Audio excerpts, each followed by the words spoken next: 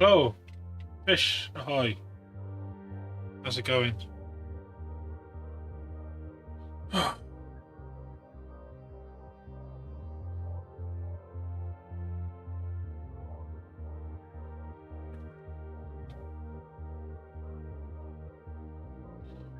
little bit late starting. I'll tell you why in a minute.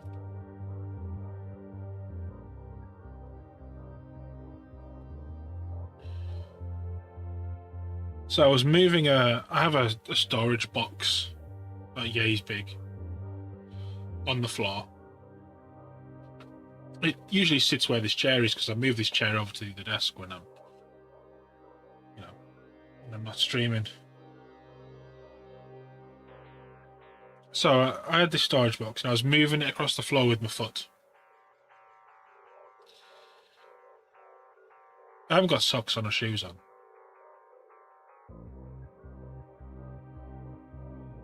And then crunched this toe, my little toe, well, middle little toe, into the corner of this shelf unit behind me. He went crunch right into it. I was like, ah! It's murder.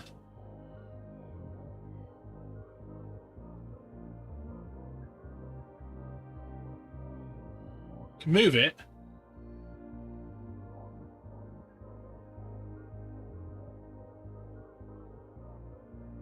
Don't think I broke it. I just twatted it. So yeah, I need to start wearing slippers.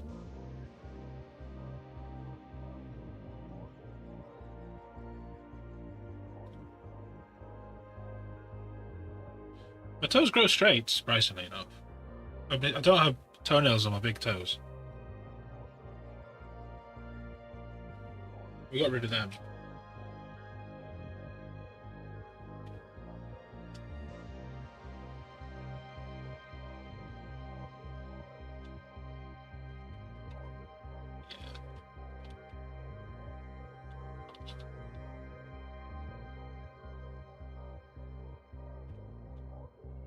Huh.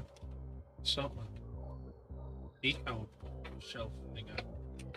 So today, the plan is going to be work on the bases for these flyers. I don't know whether you were here and you saw them yesterday, but this one's now done.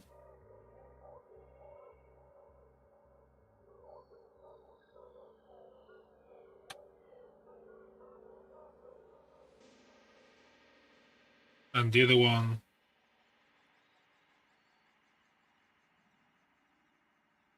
also done. We need the bases for them so they can be set. And I might angle the rods in the bases a little bit. We also finished my paintbrush before I obliterate the points on them. We also finished the top of this. Let me just put these away. We'll need the stones. Zero in. Thank you very much. The alerts are working. Fantastic. We're doing that.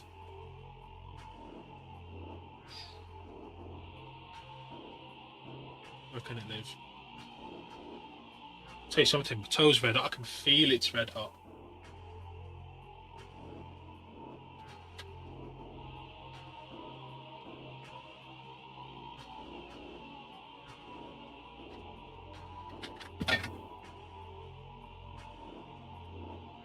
Dropping stuff now.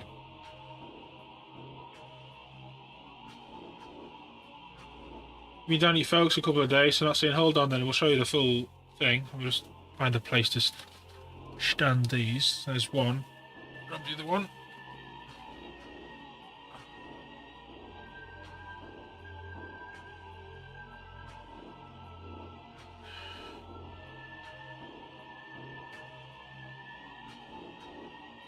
you can go back up on that shelf. Arrgh. So this one.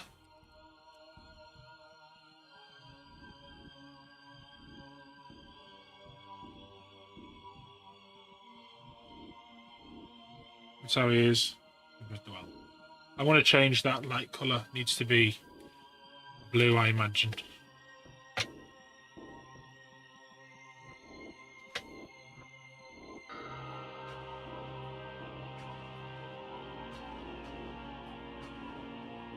I just think he's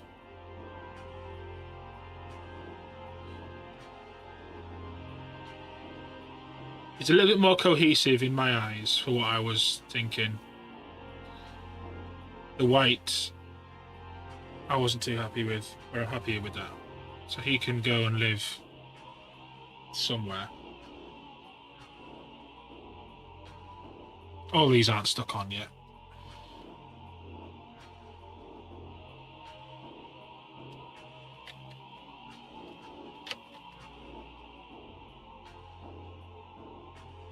I don't know how to pick the bloody thing up.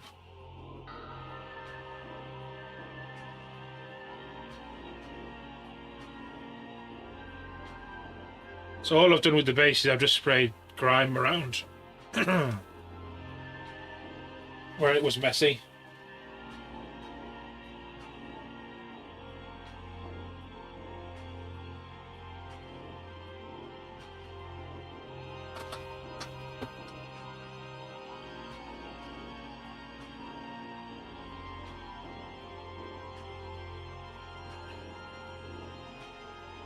So you can literally see it's just a little bit of grime covered in, because the clay was orange anyway, so you didn't need a lot.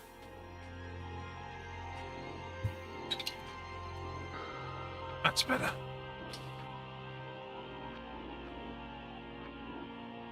So we'll need him today. We'll also probably need these today. We don't want to knock that over. In fact, let's get rid of all that, because it's going to cause me hassle.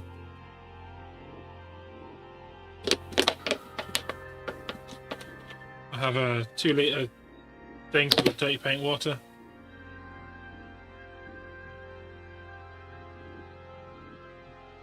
No worries, thank you, Zero. Mapping, hello there. Good evening, how's it going?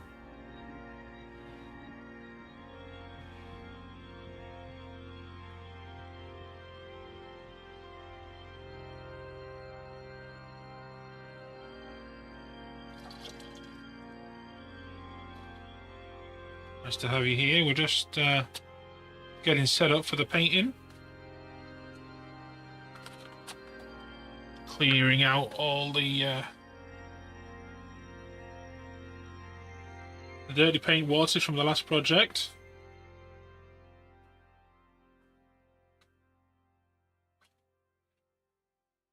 Tell you something, these little paper cups are brilliant.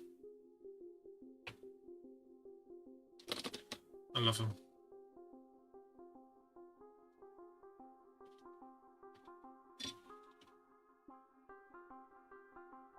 Hey, Mr. Beefy, no worries. You know, need to apologise.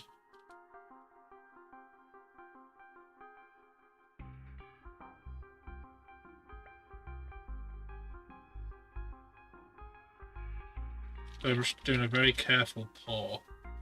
I didn't spill. I've got these hidden around everywhere. Yeah, since I started getting these paper cups, it's been brilliant.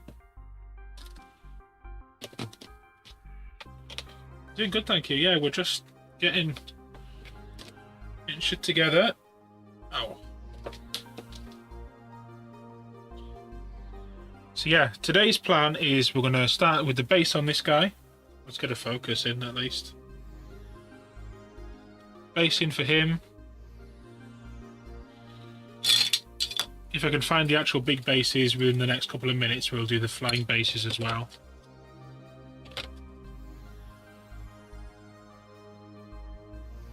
Yeah, so they're the fronts. And what I'll do is when we come to stick them in, hey Ragnar, we'll just angle them just a little bit, so I know I can angle it back and it'll get better. So we'll obviously won't do them both the same because that'd look silly. So we'll do like one that way and one that way, so look like a swooping rather than just straight head on. And then we've got 2 characters to build.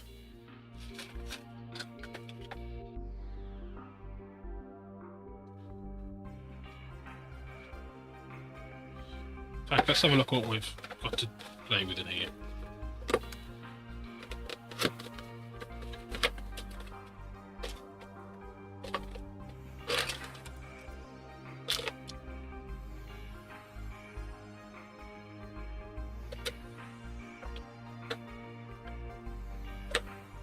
We'll probably need that, won't we? Sorry, Henrik, hello. Oh!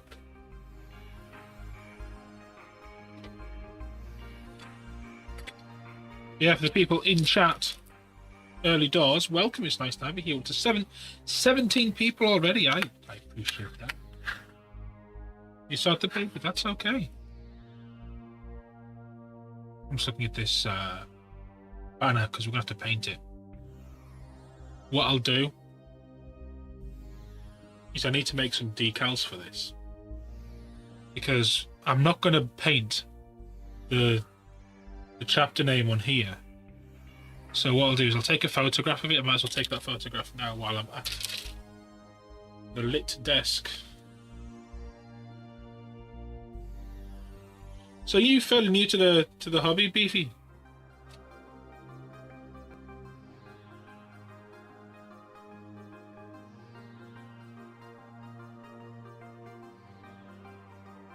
Because we can go over building.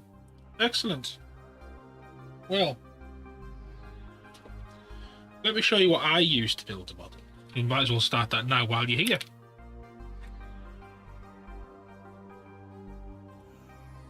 A hobby knife.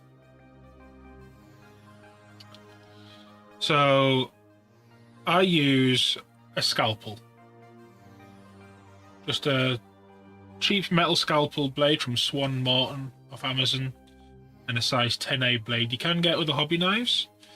The biggest piece of advice I'd get you is get a scalpel and scalpel blades, because the blades are that cheap and you want to be changing your blade all the time. Well, there's different types, whatever you're most comfortable with. I like these straight ones, but some people do prefer the roundy type. But as long as they're new blades, you're at most at risk of cutting yourself if your blade's not sharp. So one of those. Now, as you knew, you probably don't want to be spending a lot of money. You can get these nail files. They have different grades on them. Ignore these fine ones that don't do anything at all. So this is, for this variety, these sides don't do anything. So this is like condition and smooth, waste of time. Polish and shine and buffer, waste of time. Stage 1 and stage 2, don't use them. Far too gritty. But this one's alright. This one, mine, is a size 3. Just nice and okay. If you'd want to actually spend a bit of money and get the right tools, you can get micro mesh sanding pads. And they come in grades 1,500 all the way to 12,000. You get a pack. When you get a pack, you get all the different pads in it. If you're on Twitch, you can do, because you're not, that's the thing. You can do ! pads in chat. It'll give you a link to this. A lot of these you probably won't use to begin with, but the 1,500 and the 1,800 are perfect for doing stuff on models. You could even just get 1,500 grit sandpaper or 1,000 grit. Somewhere around 1,000 is good for models. So that's what this is. It's about 1,000. There you go, Sue. So your knife, that, and then nippers. Now, to begin with, you'll probably get some really cheapo, rubbishy nippers. there's a trick to this. So the way, let me show you what happens.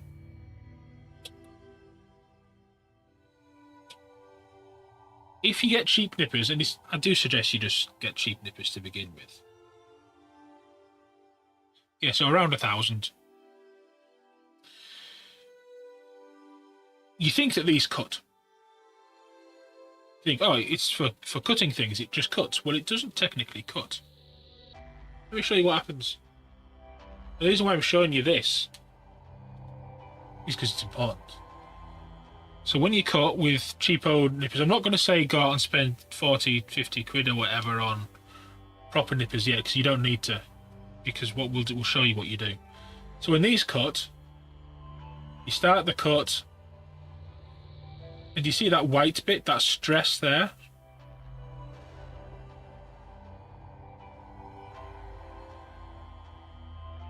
So that's not cutting. It basically mashes its way through the plastic, and it gets to the point where the integrity of the plastic no longer can hold itself, and it doesn't cut. It basically rips the plastic apart. Which you're now thinking, well, I need to get some better nippers. Well, you don't. That's exactly why parts fire off. You can't really put these bits together again because it's deformed the plastic. And because it rips the plastic apart, Ollie, hello there. Because it rips the plastic apart, sometimes if you like cut the parts off really close, like right here, and I was to cut that bit off dead close here, down here, it can make a divot in your plastic. And you make a divot in your plastic, there's no amount of sanding will sort you out. So, without spending a lot of money, what can you do? Well, when you have a look at the parts, you don't really want to be cutting through the big sprue with any nippers. Because with cheap nippers, watch the pressure that it puts on here, on this outside frame when I cut through this. It's pulling the plastic apart. So if you do that to, say, here or here, the bits of plastic you want to keep are going to get forced around. You also don't want to cut too, because you've got cheap nippers, you don't want to cut too close to the part. So what I suggest you do is we'll do it with this and show you. We're going to start off with this backpack. When I do cut, I'm going to try and make sure that I'm only using the very ends of the nippers, the very tips, because it's the smallest part. Don't start like going right all the way in deep with these, because it's, you look at the shape of the blades, and the shape of the blades head on. You have a look at them. Shape of the blades head on are big nasty triangles. So that's not going to cut through anything. It's going to grab onto the plastic and then rip it apart. So if we use the very, very end,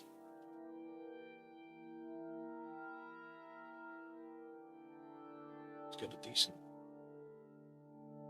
thing in. You'll notice that there's two different parts. There's the frame, and then there's the little tiny connector points. Well, don't cut right to the part. You want to cut as far away from the part as possible. And you saw when I cut, the part moved. See it moving? Because it's trying to force that element in there. Cut as far away as you can. As far away as you can. Now it's going to leave horrible marks on the surface. That's why you got your knife. And because you've got a brand new blade in it, you can take that off. Now, if you do want to spend a little bit more money, and I'll demonstrate that in a second.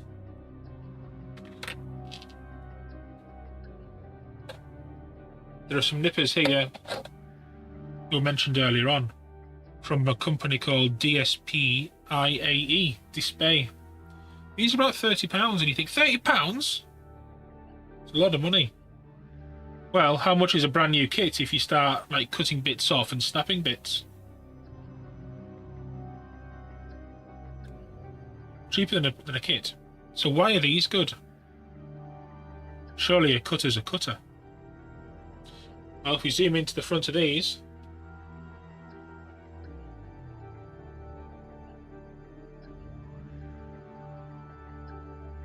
you'll see that this left-hand side here, that's a stop. There's no blade on there. That's just a flat stop. The other side, though, is a knife blade.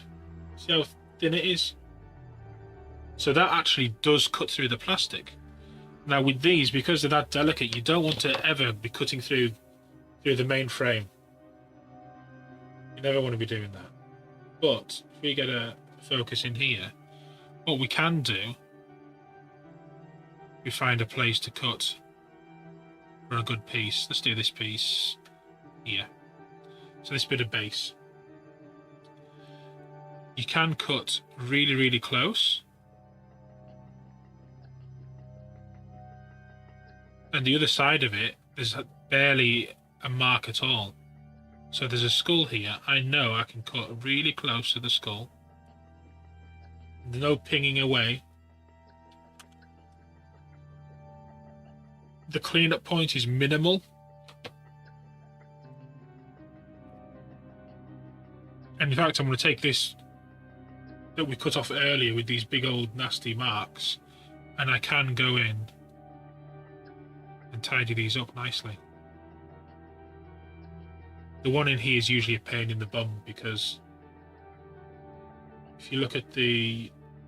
There you go. How can you get your nippers in there? Well, you can't. That's why you need a knife. In that case, I'll look at the shapes. It's a flat bottom on the end of it. I'll just nip it off with the knife blade. Like so. So that's cutting. You can use cheap ones. It's going to require more cleanup, and you've got to be careful not to cut too close to the object, and don't try and cut anything that's too thick, because it will want to just pull everything apart. These were free with a 3D printer. I use them for more agricultural work. You can get things like the Tamiya cutters, the modeler side cutters, which are a little bit better, but still they will pull apart the plastic. Once you've got your part cut out, I'm going to use this one. I know it's not too gritty. And I'm just going to lightly go the top. Don't just go the same direction, because you'll put a flat spot in it. Especially because this is a dome. It's basically it's a sphere.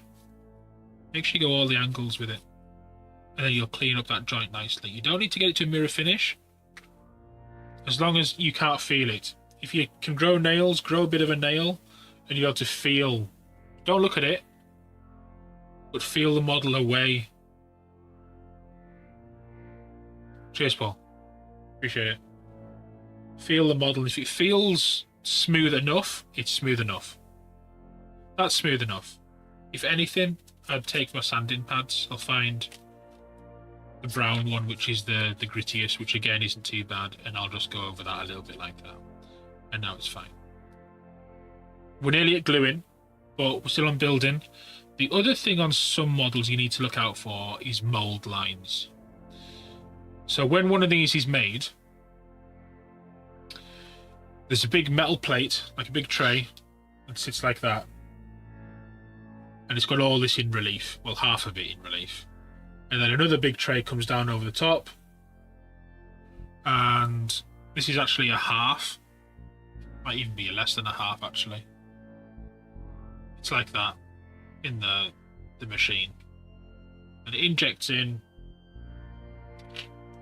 And because these are in halves, there'll be a line at certain points. And I've spotted a piece with a line. So let me cut this body off and we'll show you.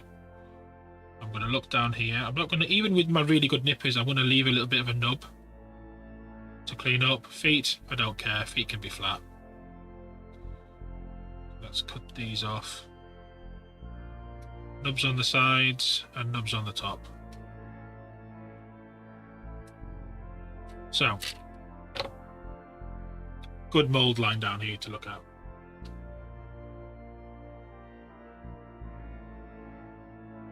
You just drop the light a little bit. Your knife. That's a mould line right down the side. Where are we? There we go. You see it goes right through this nub, and then it probably goes down here. So these we need to get rid of, these lines, because if you don't, there's another one down here. See, it just runs down there. If we don't, we see them through the paint. So yeah, I wouldn't clean them all up at this stage. I'd obviously... Let me get my focus back. Wrong dial. I wouldn't necessarily clean the mould lines up yet. I would probably build it up. Because the way I clean the mould lines is I'll take my knife and I'm just going to gently run the knife down that line. There's no pressure in here. It's literally the equivalent is doing this. So what you'd feel comfortable with a knife doing this to your skin is what I'm doing on the model. And I'm just catching that mould line. Nothing else. Just catch that mould line.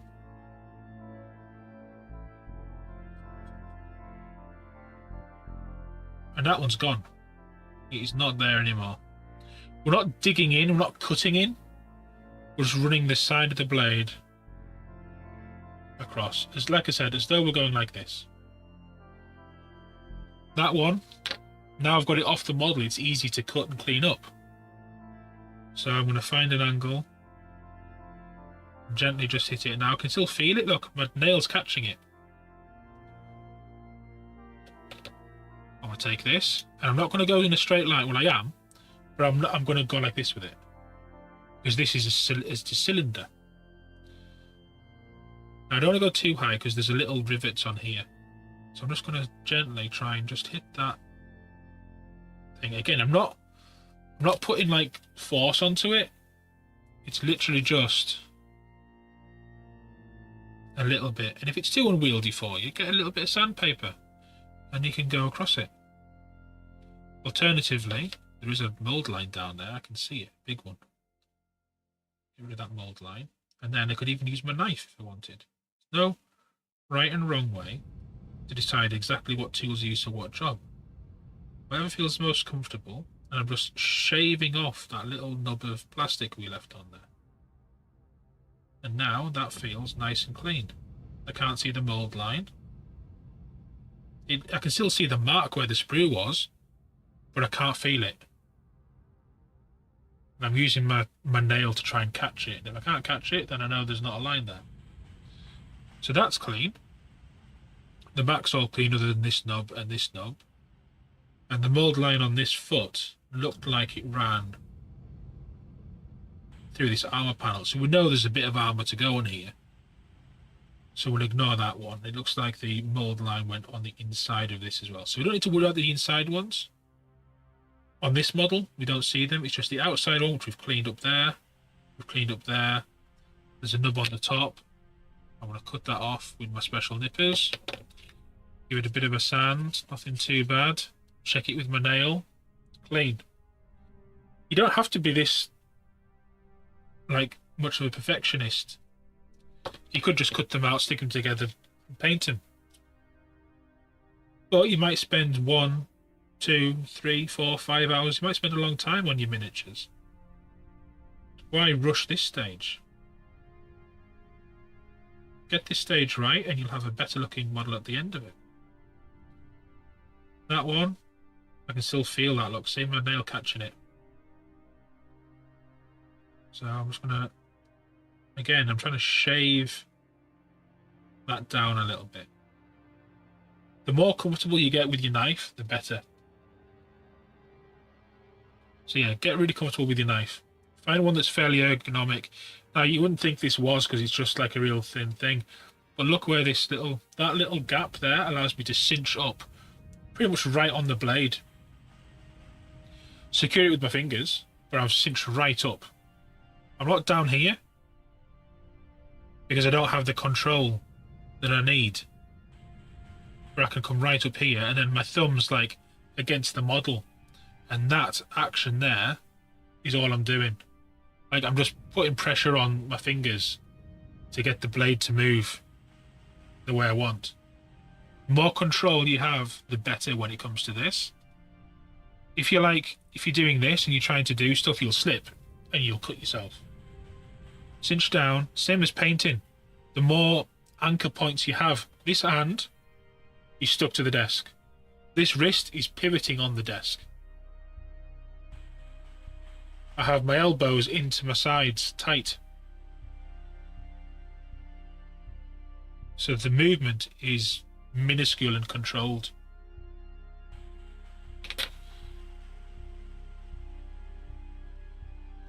Same with painting. When you're painting, imagine this is a paintbrush. I have my little finger as a little thing.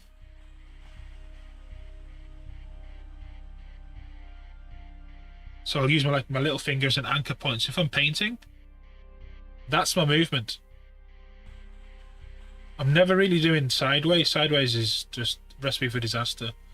This way, the way along your arm is the movement you want. It's like if you're taking a shot at snooker or at pool, you always pull along your body's line. You don't start waggling your elbow. If you start waggling your elbow playing pool, your cue goes all over the place. So just make sure that all your points are clean, and that's a clean part. The feet have got a bit of a lump on them, but it's not really critical.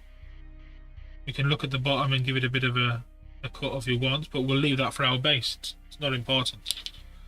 This part that we cut off, that's nice and thin. This one still has a lump on it. I'm going to go with my good nippers.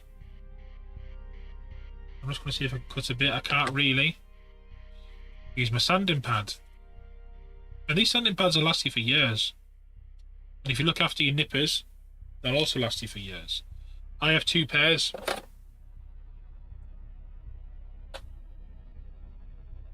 This pair I had for 3 or 4 years. And I can still use them. They're just a little bit tired. They're built so many models. This new pair I was using, and within the first week I had them, I accidentally cut something that was too thick and bent one of the blades on the front. So I very carefully bent it back, and now I'm extra careful with what I cut with them.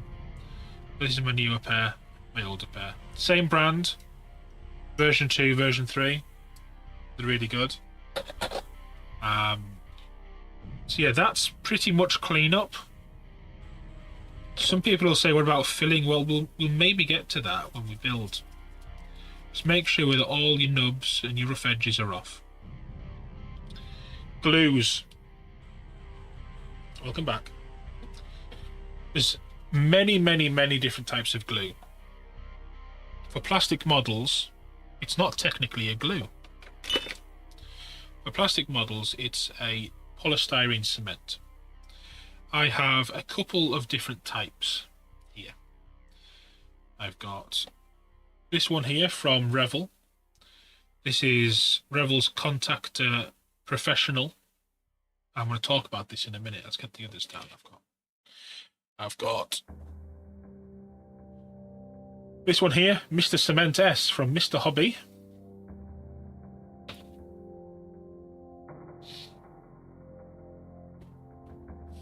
And I've got, I'll work out where I've put it.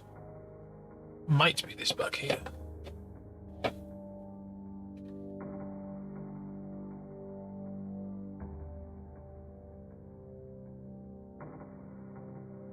And one of those. Tamiya extra thin. And I have another when I locate it. But I don't really need it for this explanation.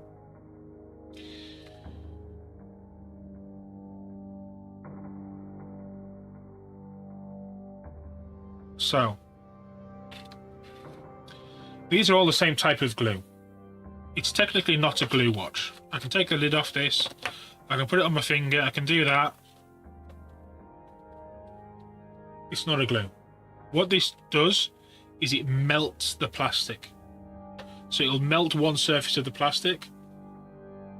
You'll put it together, and that melted plastic will chemically become part of the other side of the plastic. Now, these three here, well, these two are pretty much the same thing. Mr. Cement S and Tamiya Extra Thin. They're really, really runny, and they have a specific job. Really runny. They have a specific job. This stuff here, this Revel stuff, as Zero pointed out, you can make something from it, yeah. It's similar. So this stuff is thicker. Now, having a thicker glue at hand is useful. My problem, and Zero's problem with this is, look, see that stuff there? Like a bit of plastic shiny stuff, you'll see it fall on the table. Maybe. Is it gone? It's here. Anyway, this stuff is thicker, and because it's thicker, it's better for putting on a piece of plastic and then getting rid of a bit of plastic and sticking it to it. Because these, although my preferred choice for many, many things, evaporates very, very quickly. So I'll show you the way you use these glues properly. The problem with this actual format, this bottle thing here, is you're supposed to do this. Squeeze the stuff out. Well, as you can see, nothing's coming out the bottle. And it's not coming out the bottle because this is thicker. It has more plastic inside it to make it thicker. This pipe here is blocked.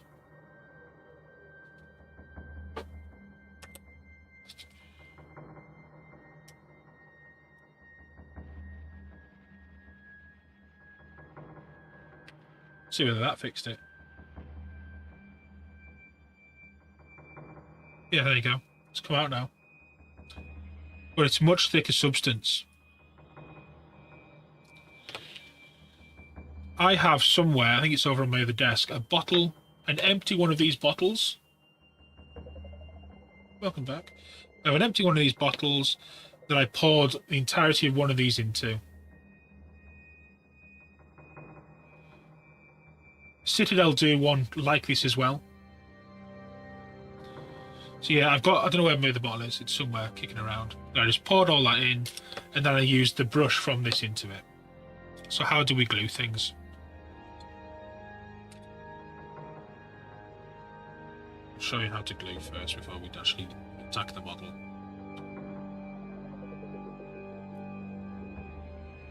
One bit. 2 bit.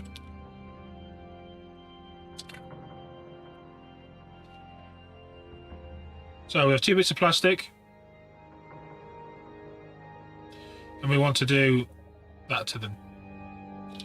I have a bit of a nub on there. The reason why even now I'm going to get rid of that nub is it's going to stop us gluing it nicely together. I want this to be flat and that to be flat, and it isn't. Preparation is key for a lot of this. So, if let's say these are both this, because this is the more popular one. But we'll just use this. When you put this on the model, some people do this. They'll put it on. You can see the glue shining away. But the part might be bigger. So they'll put it on, and then they'll get the other piece they want to do, and they'll then just go like this. Now that's a perfectly valid way of doing it. Look, it's fairly stuck on there.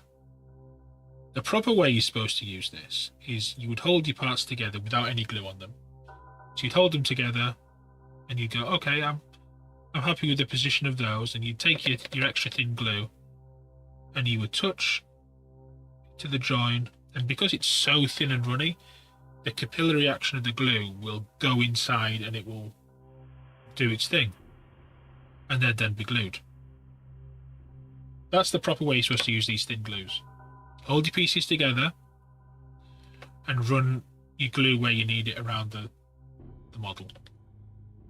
You can paint it all on, but because it's that thin and evaporates quick, you sometimes have to do it a few times. And because you have to do it a few times, and it's got a want to flow wherever it wants to go because the surface tension's that low, you don't have as much control. Like I said, this is my favourite glue, but it has problems or things you need to keep into account. This glue, although it's got a terrible needle applicator, we take these bits again, let's break them apart.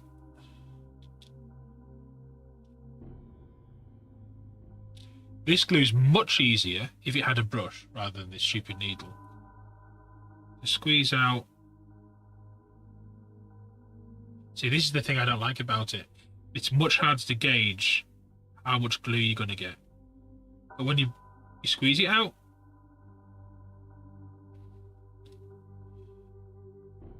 it sort of stays where it's put, and then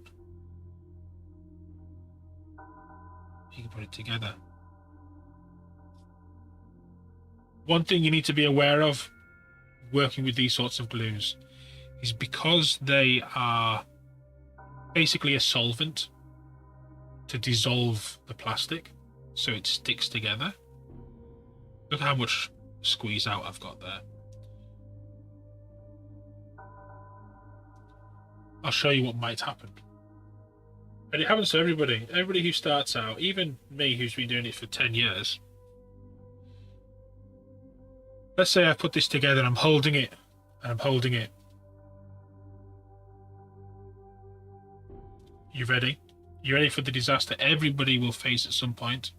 Watch when I lift my fingers out.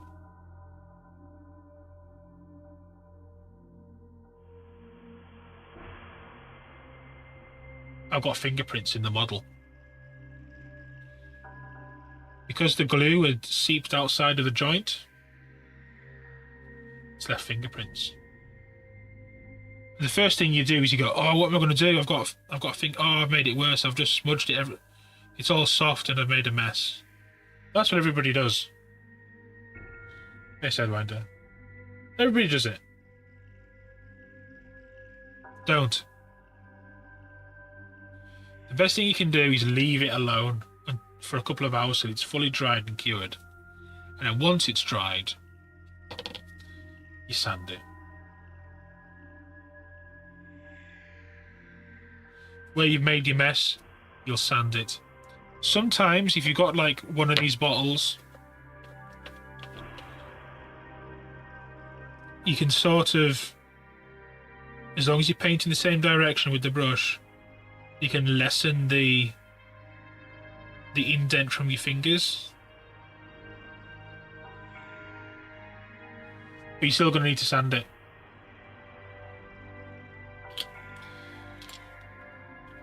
So gluing is, you can get these that have, not these particular ones, but you can get polystyrene cement, which is the family term for the glue, which has a colour in it. You can get some that have black in it.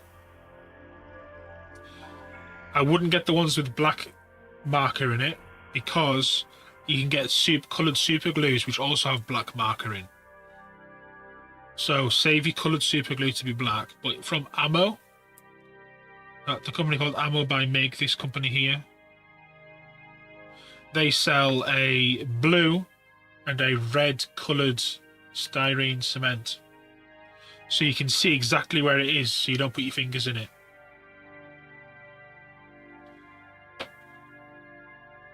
Another point to note, styrene cement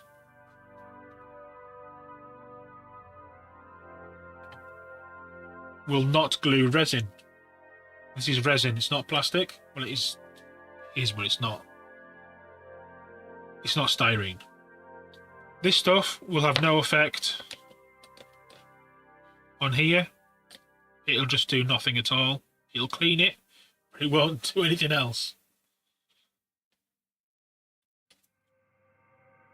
So if you have resin models, styrene cement's no good. If you've got metal models, styrene's no good. Then in those cases, super glue is what you want to be using. So far you've got cutting things, you've got your knife, sanding pads, maybe some of these cheap from eBay, and you're looking at glue. I would maybe suggest you get some Citadel glue, a bottle of Citadel glue, and you get a bottle of Tamiya Extra Thin. Because if you have both of them, you're set for everything then. Yeah? Tamiya Extra Thin and Citadel do a plastic glue. Because the Citadel stuff's slightly thicker than this Revel. Slightly. But anything else for building? Welcome to fucking Deadwood! Who's that? Volkran, thank you for the follow. Welcome. It's good. It's a little thick. It's no good for like getting into any little nooks and crannies. Sometimes you may need to what's the word I'm looking for? To fill a gap. Generally, if you're buying modern kits, you don't really have to worry about it. As long as you're building it properly, there's not a lot of gaps to fill these days, but there are different products you can use to fill gaps. Because you're beginning, I would suggest you look at Vallejo's putty. Vallejo do a putty. It's in a little squeezy tube. I don't know where I've chucked mine. It's in a squeezy tube with a really long nozzle on the end so you can get into fine areas. It's good at filling gaps. It's terrible if you need to sand anything because it'll just come off. If you start sanding it, it'll just, that's it, ruined. But if you're building something a little bit more agricultural, it can be handy. Clamps might be handy. I have a load of these Wolfcraft clamps so you can hold bits together. Generally, when you're working with polystyrene cement, you're mostly okay. Because when we build these, you'll see how quick I do them. Yeah, as long as it's in like a little squeezy tube with like a nozzly end on it, that's the stuff you need to fill any gaps. These are handy though. You need to hold bits together. They don't have a lot of force to them, but they have just enough. If you're doing like a vehicle, they're quite handy to like hold bits like walls together, etc. I've got 3, 6, 9, 12, 18, about 20 of them down here.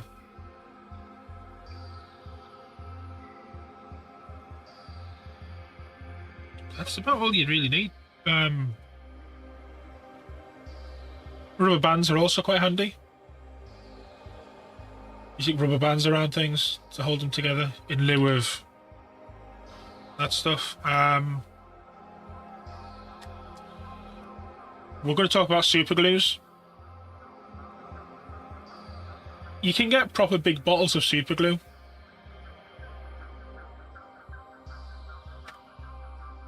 Depending on how often you do your modeling, you may find that you're wasting money on big bottles of super glue. I've had so many bottles of super glue over the years where the nozzle starts to get all crispy and no good, and then before long it starts to just evaporate and dry up and you end up wasting a load of glue. So many times have I done that. So recently, I've started just getting cheapo super glues. One use. Doesn't cost hardly anything. This is thin super glue. And this is thick super glue. I just find these easier, and I know that if I use one or two and then don't use any super glue for a year, I know that these are all going to be fine. Rather than go to get my expensive bottle of super glue and discover it's hardened. Some people don't have to worry about it depending on where you live. But then again, some people do. Humidity gets in, and then that ruins it. It depends on humidity. If the lid stays on properly, maybe. Again, if you work with super glue, you'll know about this stuff.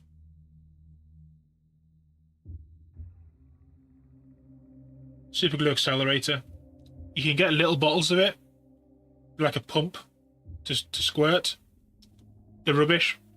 It evaporates away too quickly. This is still up to here, and I've had this for years because I can actually shut the top of it. If you work with scalpels, one of these is handy. It's a sharp spin. So if I need to change my blade, I'll stick it in there. Oh, well, that way around. Stick it in there, I'll pop it, and then get my blade off, and that's full of spent blades. I can take the lid off to get rid of them, but I'm not going to have them lying around or snapped and go on the floor or whatever. I know where they are. That's for building bits.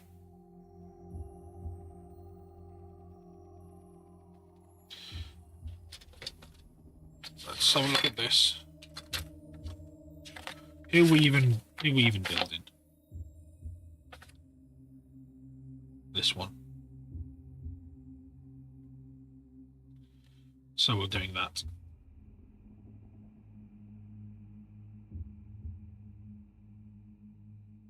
And we're doing helmet.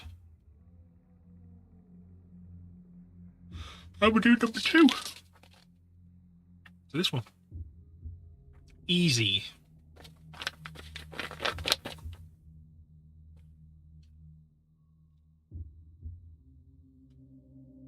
Let's make sure we've got all our bits together. So we know we've cleaned that bit up. That's junk. I'm feeling for it. There's a mold line across the top. I've just spotted it. Just across here.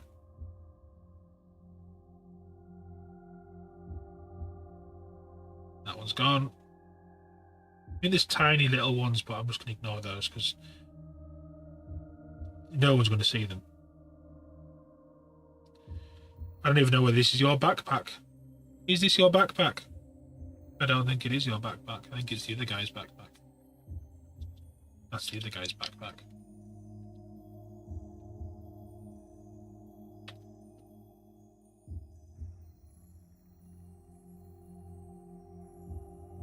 Don't know whose body I've cut out. If we cut out the ancient's body, we have. We'll do the ancient first.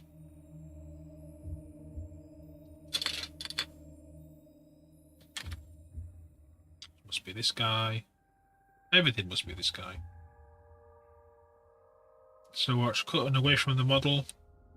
Away from the model. Oh, update as well for people in the channel. The hot sauce spin wheels. The hot sauce spin wheel. There is a new option on how to trigger it.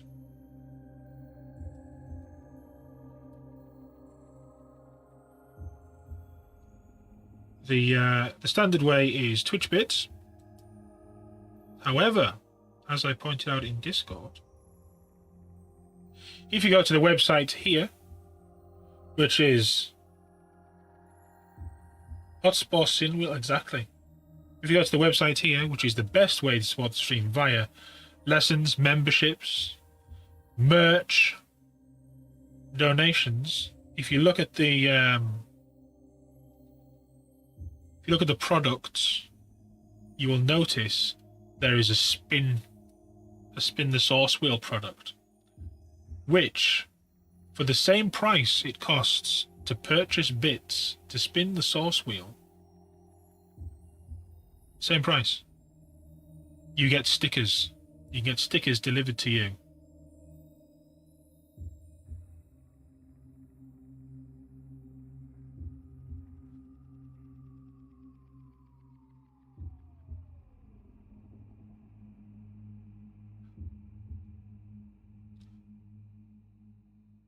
Wrong. Why did that come up? Oh, it heard. Did it hear what I was saying, or did you trigger that? Yeah, ignore that store. Fuck that store off. Yeah. So just go to the one on here, and you'll see that you can get 4 regret stickers for the same price. Plus, I have to spin the wheel, and I still get the support from that, which I would have got from the bits anyway. I was doing maths earlier on. But yeah, if you're considering doing any sort of subscription, again, do it via solarstudios.com. Now, you don't get rid of adverts, but then we do offer streaming on YouTube and Kick if you don't want adverts. And I do get a notification when the adverts, usually the adverts are coming around. So, yeah. Also, have a colour there. How you doing? We have brand new painting trousers available on the shop. Sorry, no, we're working on the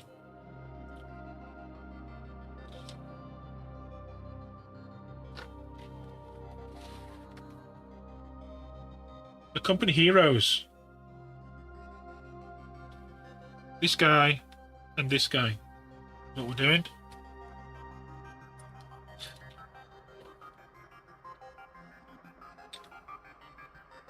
Just tidying up. I was doing a little bit of stream admin. Also, this is far too high up. Get down here.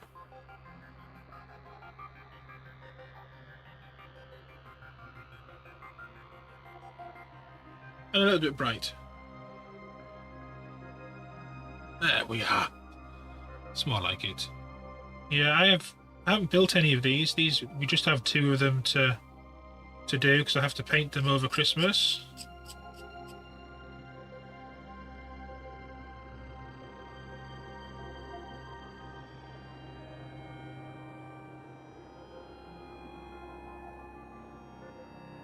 We're doing them in pretty much, I think it's Flesh Tearers colour scheme we're doing them in. Like 99% Flesh Tearers, but not Flesh Tearers.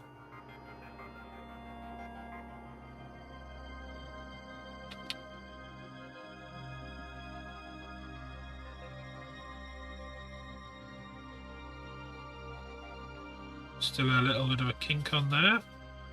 There we go. Down here.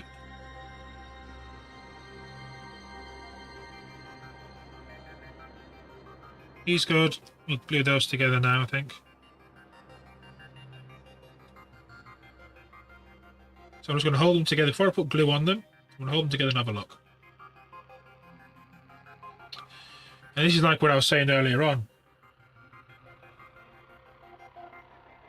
I could put glue around these parts here and then glue around here and stick them together. But that just sounds like I'm going to get fingerprints everywhere to me. So what I'm going to do instead is I'm just going to pay attention to which elements stick together. I'm going to take my glue. This stuff's the same as the extra thin. So I'm just going to use this.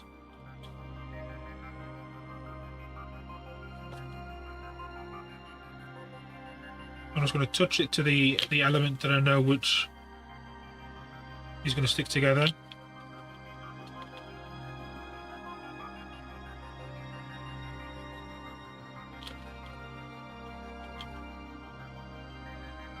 I can see there's glue up here already. I'm just going to look around the model to make sure there's no glue I'm going to hit my finger in.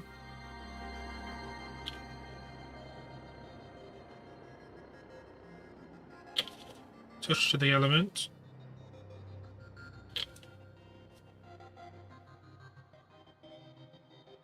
And there we go, we'll glue it together. Hey, Rhyme! How you doing?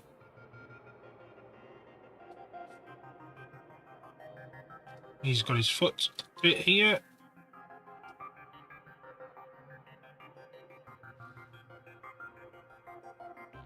So that's a little bit I need to cut off there or file. I'm going to leave it because I'm going to get my fingers in a a mess there. So we'll cut out the next bit, which is 5 and 4.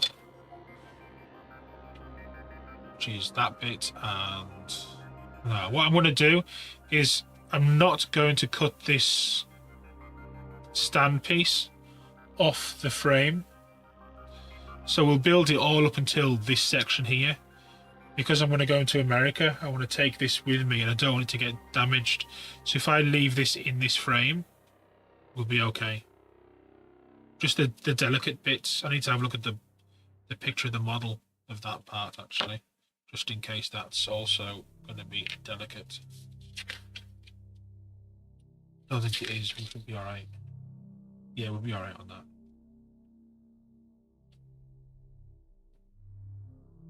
So,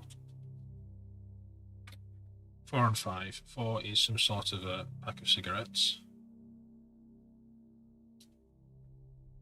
5 is whatever the hell this is. Cloak and dangly bits. Very, very delicate, this section. The majority of this is held together by that tiny little rope.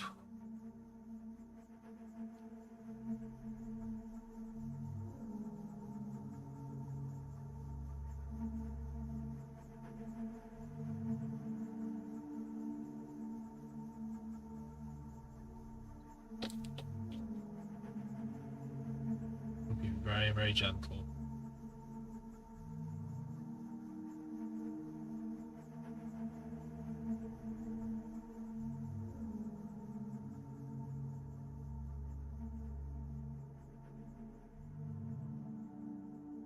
So yeah, the new painting trousers on the store are pretty cool. I say painting trousers, they're just basically like custom print loungewear. They have the black and dark grey outer with the Solar Studios logo hidden amongst the design. And all the interior pockets are all white and black instead of black and grey with all the same patternation. Very much similar to the hoodie. If you look at the way the hoodie's done, the trousers are the same.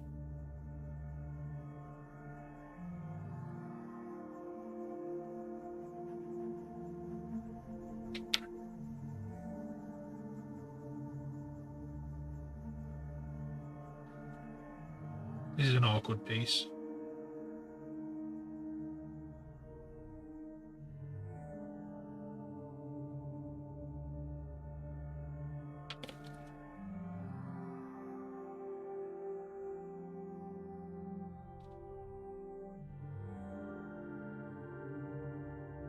I think it's mostly okay though.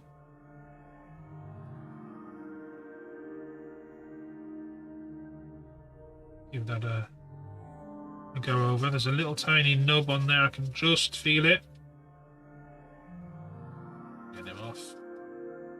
Oh. And then there was a connection point on the back of this as well.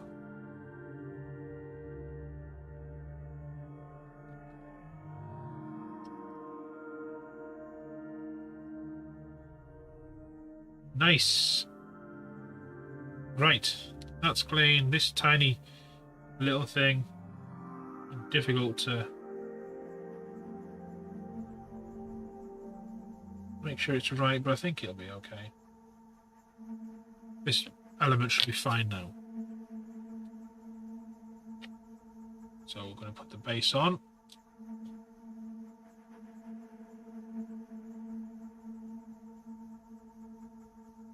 Tiny nub just there. Right bit of the glue.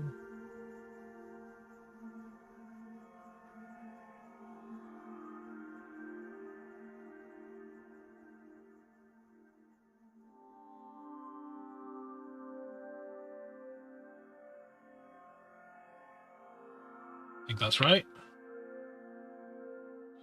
Well, did you see how I was doing my knife cutting?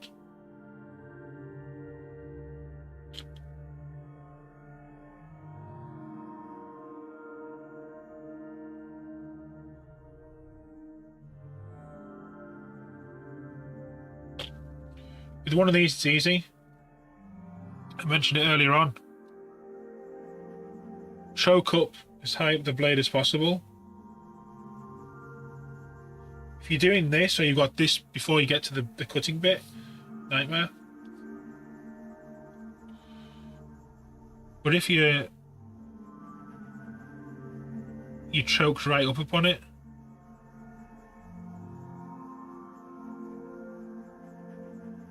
that's all the action is, that.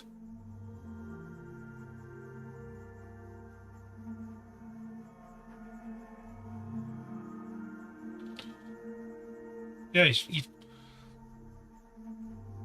one of those things that when you don't know how to sand something, you think, okay, it's sanding. You're scrubbing it.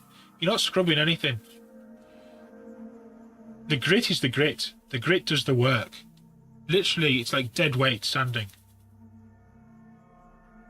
Watch. Dead weight. It's just the item rubbing against you that I'm not like forcing it.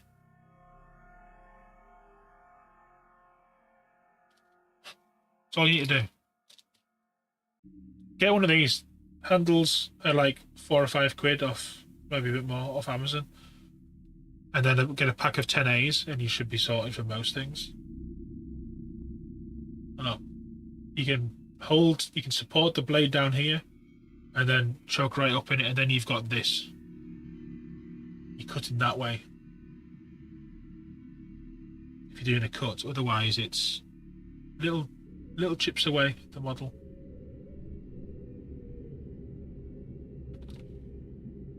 Yeah, don't force anything. If you force anything, you're gonna just cut yourself.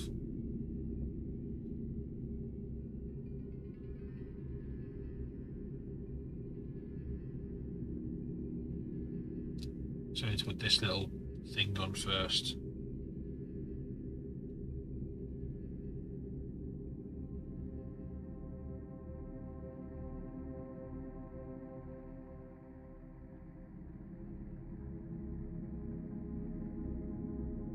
I know where you want me to put it.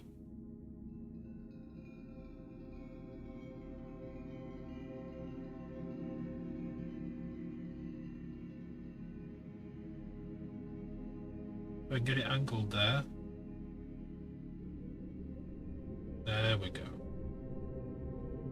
This is going to be easier if I use tweezers. Put a bit of the glue on just so it sticks.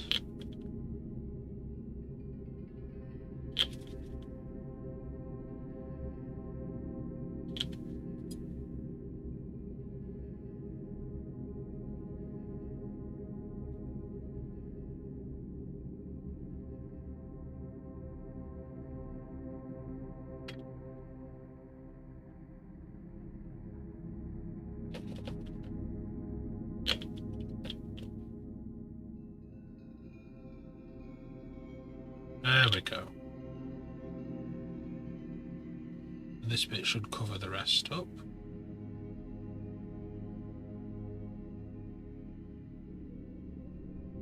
Nice.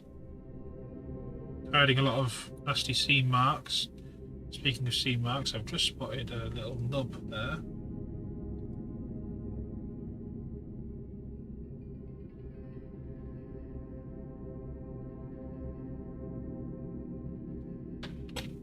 Clear. I'm not going to put that bit on yet until I see what's next, which is gun under the shoulder. Okay, we can do that then. Always it pays to read ahead.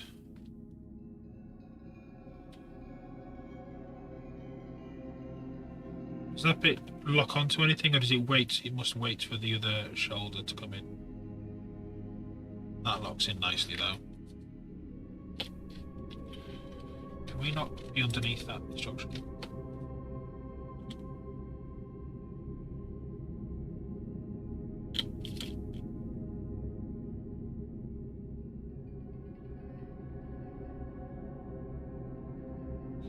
What I'm doing here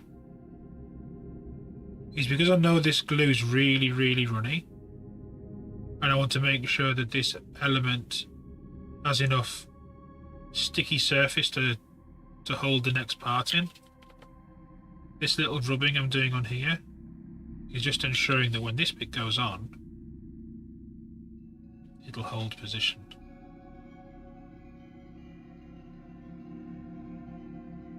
Because it's only held on by that piece.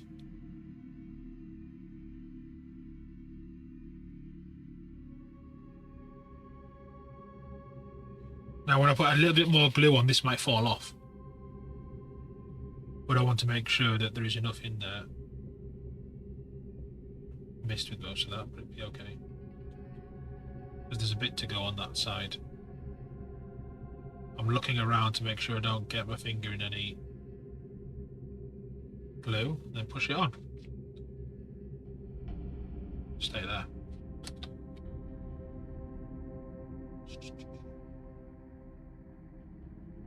There's a nice big seam to contend with on here. That's a bit fun.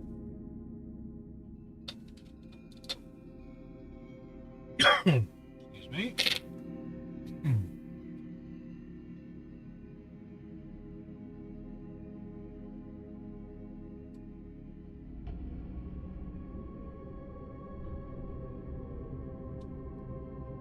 Done. And shoulder.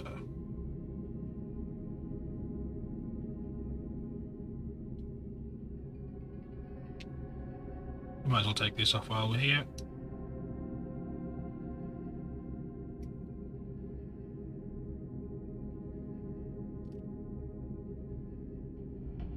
And that.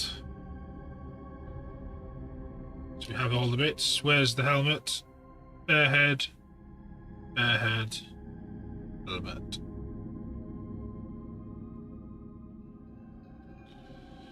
And that needs to be cut down.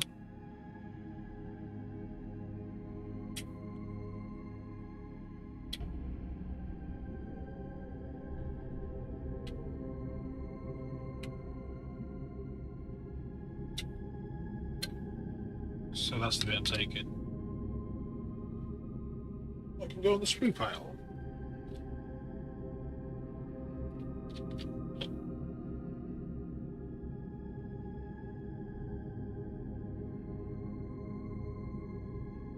I'm not drilling these barrels. If I drill the barrel, it's not my model. And if I make a mistake, then I'll have knackered it up.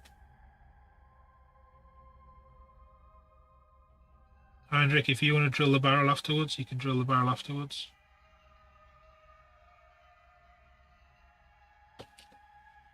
How does that sound?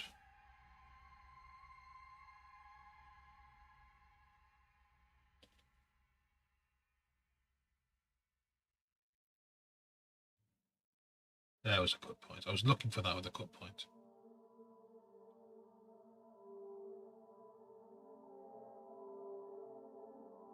If I'm painting a model of somebody, it's rare I will drill the barrels unless I know they are okay with it being done. And it's of a big enough gun barrel where I'm confident it's not going to mess up.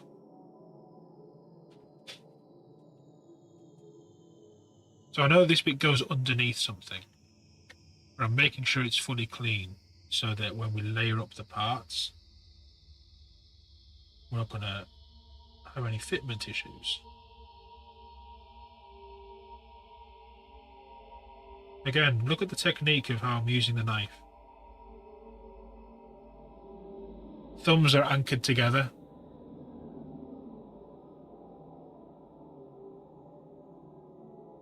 Everything else is okay. There's a tiny, tiny, tiny little seam on there, but it's nothing to worry about. I'm going to move you closer.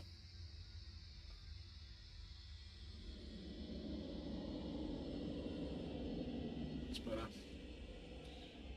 That's clean. How about this head? Is this clean? Let's get the bottom bit out. There's a seam that runs across the top of the head, but it's very minor. It's a side-to-side jobby.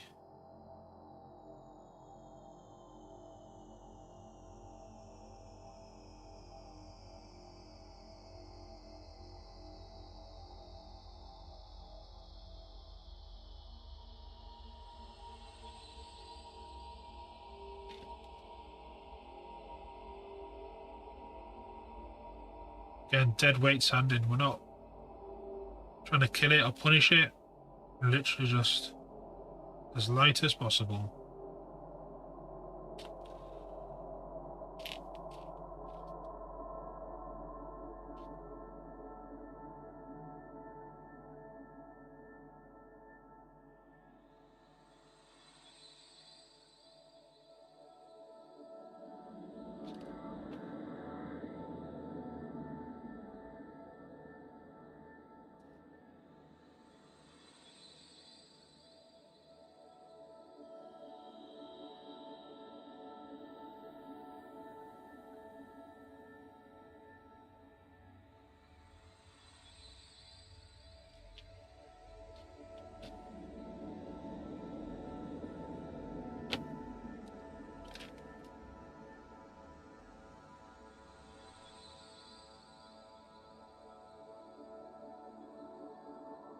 Okay, there's a seam around the back of his arm.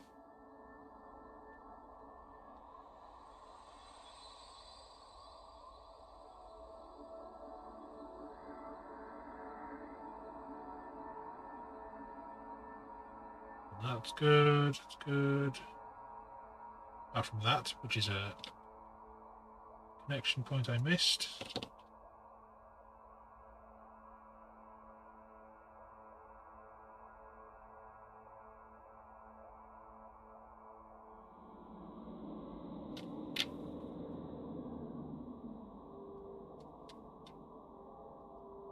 Plug to go. And then we have all our bits cleaned up.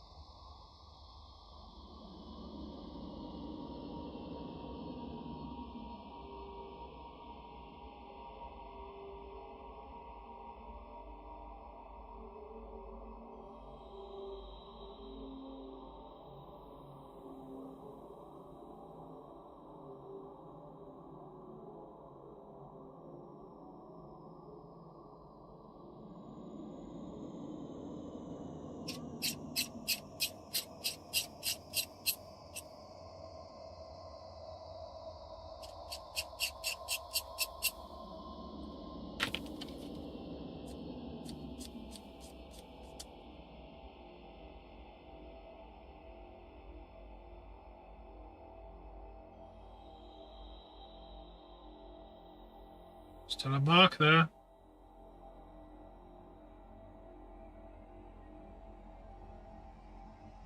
There we go. Yeah, I can feel one there as well.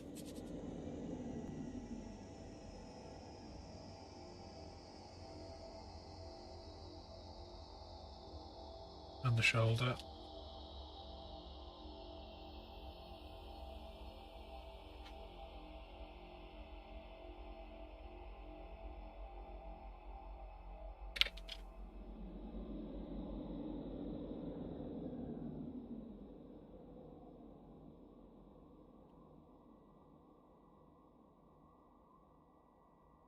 So this is awkward. So we do this bit first, which is that and this.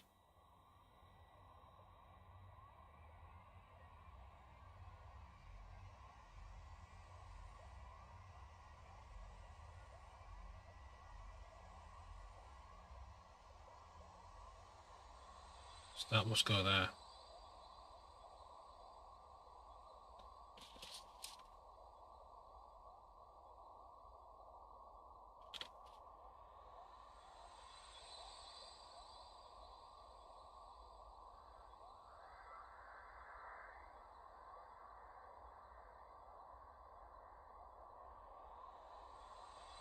Goes there. That must just touch on the inside.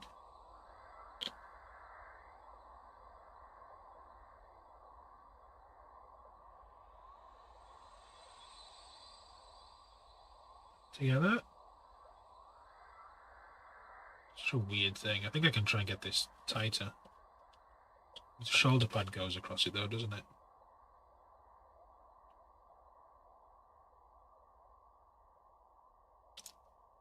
So it might be alright. Yeah, we're okay.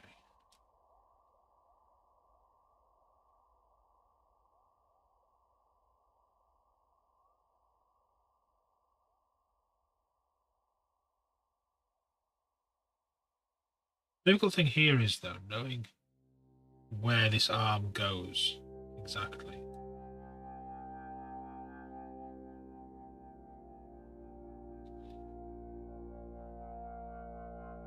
So it goes up. It's up there like that.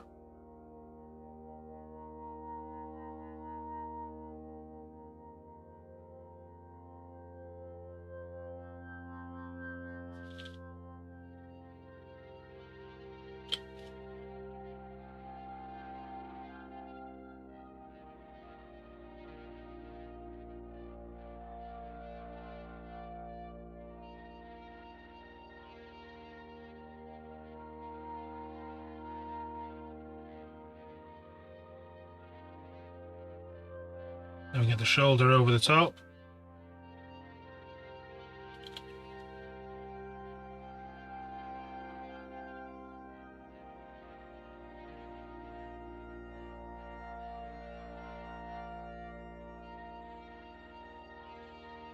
He's got quite the amount of nonsense going on this guy.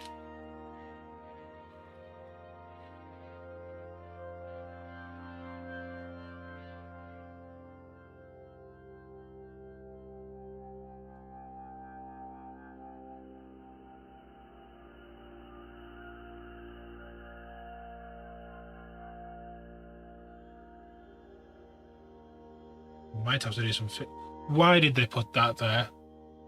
Why did they put a bloomin' purity seal right where I'd want to put some fill?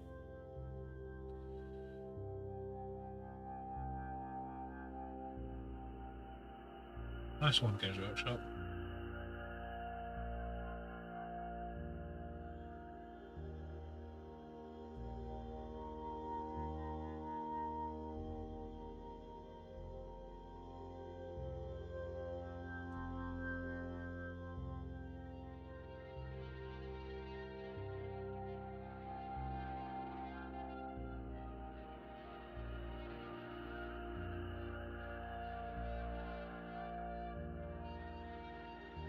Yeah, this bit's not the greatest build ever.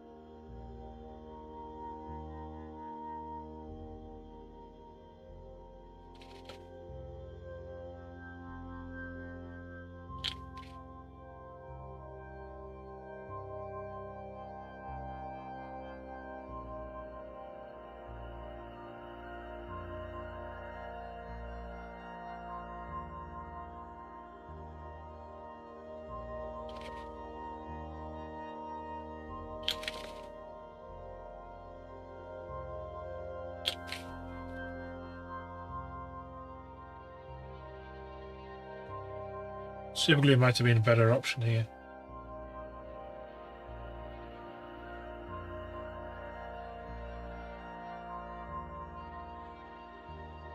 This might be a hold this for 60 seconds job, this one. So what's everyone else up to this evening? I see you've gone quiet. Seems to be busy with something.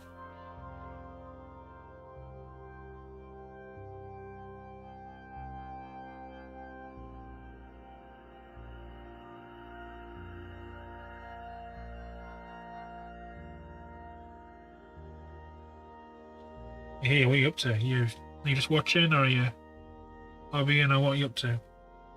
Just here and watching.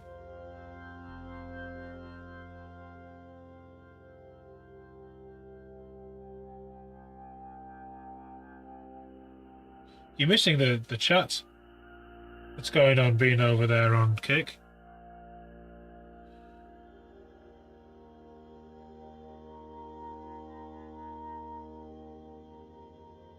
If you join, even if you don't like Twitch, there's YouTube, which will be relaying the entirety of the chat messages, so you can keep up.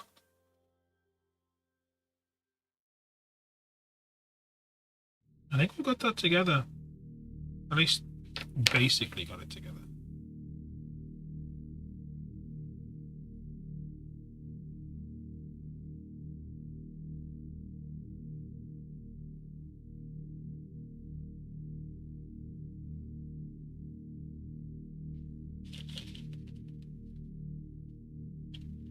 So if you head to the website that's here below us, the other links are on the header. You'll see where to watch from.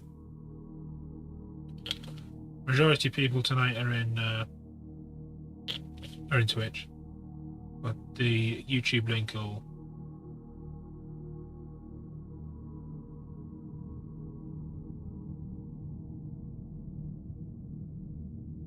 We'll relay the chat as well. At least he stands up on his own.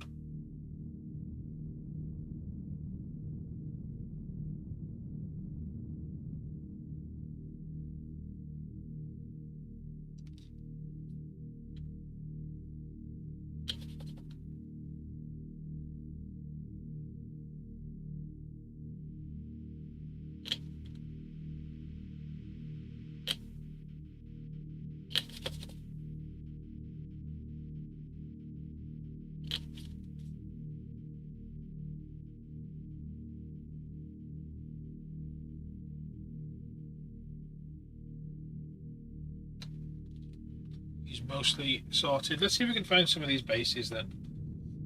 Oh. Anyone know off the top of the head what size a flying base is?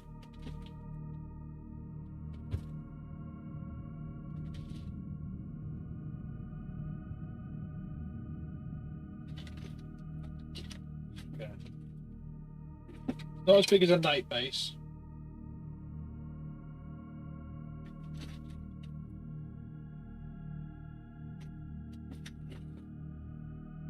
Not that much.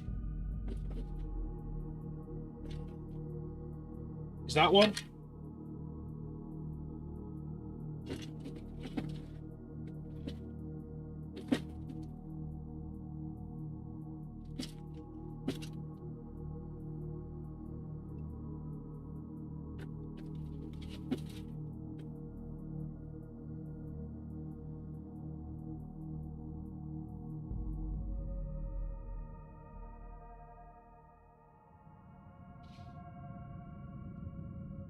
I can read the stickers because they're right here.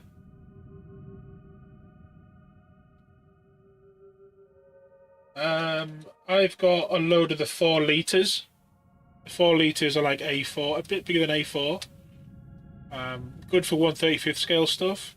And then also I have a couple of the 9 litres. They also stack on top of one another, those two sizes.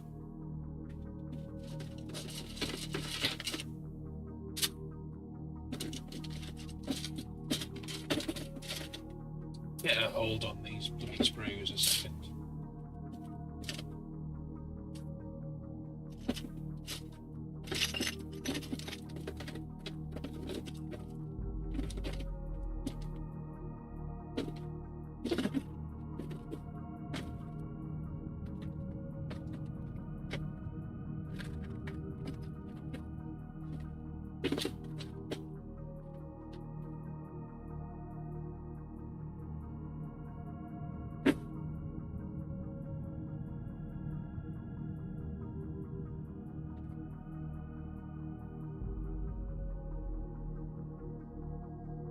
I managed to fit Novocaine's Titan in one of the 9 litre ones. You can fit a Phantom Titan in a 9 litre, unbuilt it was at the time.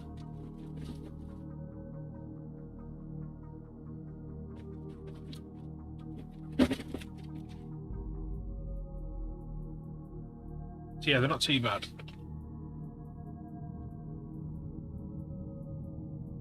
Is that a flight stand base? Who can help me out?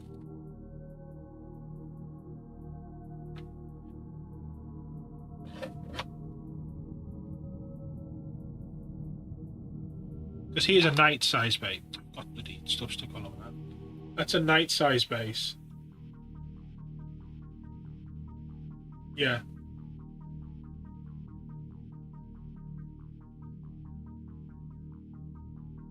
You say yes, fish?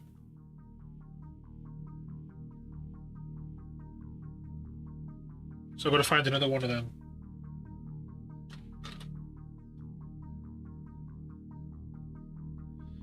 I wonder if that's the same size base as the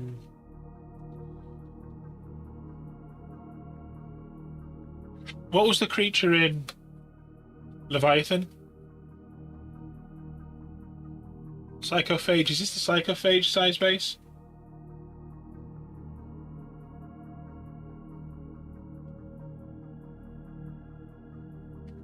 Tap. I wish I wouldn't do this, you know. I get a model 120 oval. Well, that's oval. I got things here, haven't I? That's 120 oval. Anyone do me a check on Google for the flight base size? Because I have a psychophage on my other desk. I can just rob its base.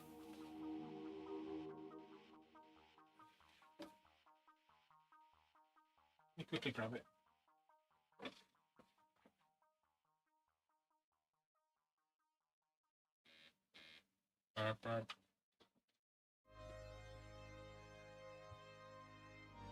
Psychophage.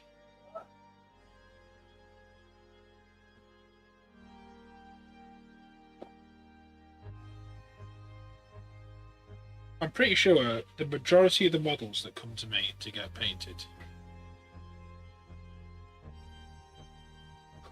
don't go back on the same base that they arrived in or on.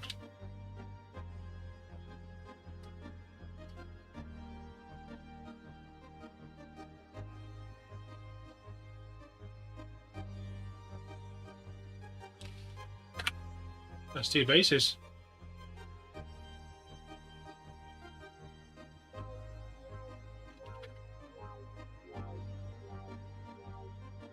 And yeah, sorted. Thank you very much, everybody.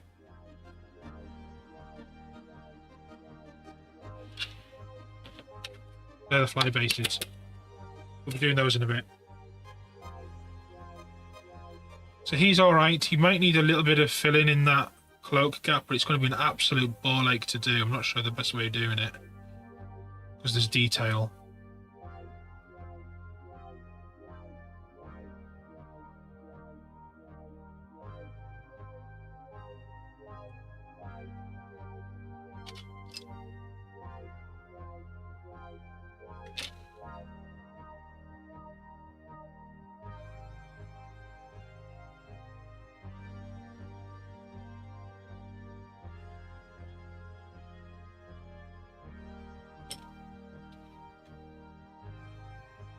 Here's a question. What size base does this guy come on? This size. This is... That's a 40 mil. I would have thought he'd be on a bigger base than 40 mil.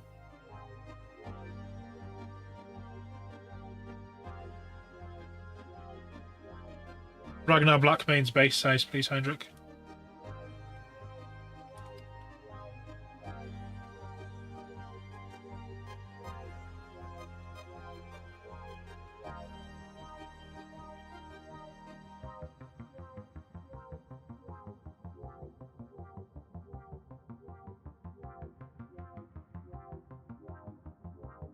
I'm going to have to cut this off here and just be very careful with it.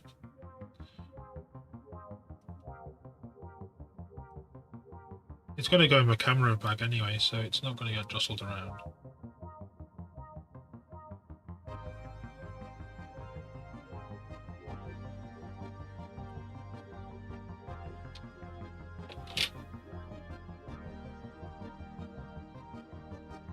Thanks.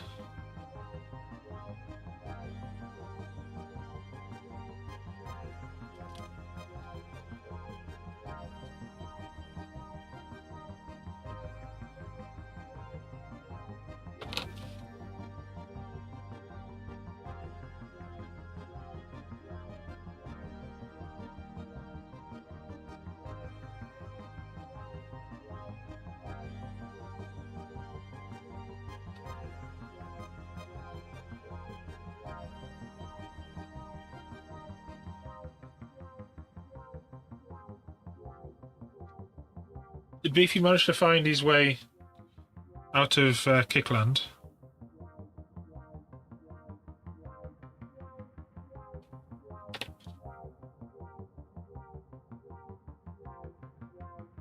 Or did he get lost in the areas?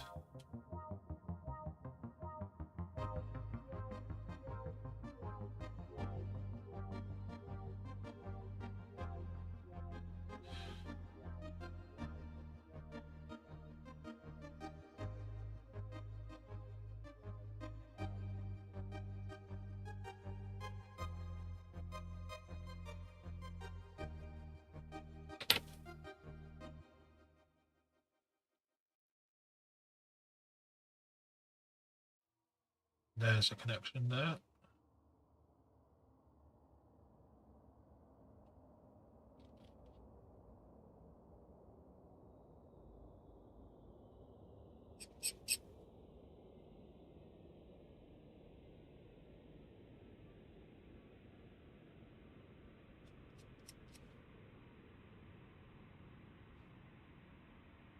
That's the one.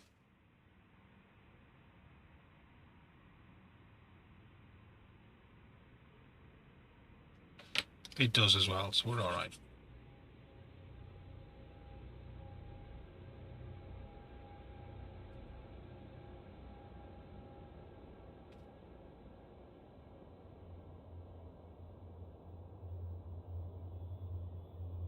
I'm not going to put it on though, because I think it's going to be a pain.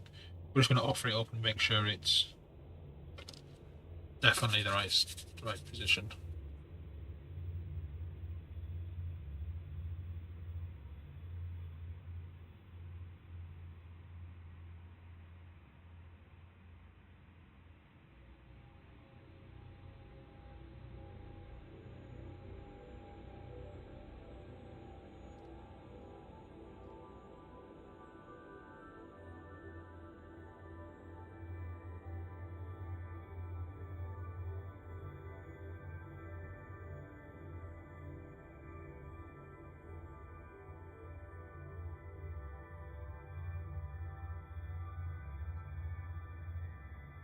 So he's okay. Next, Captain. Don't need that anymore.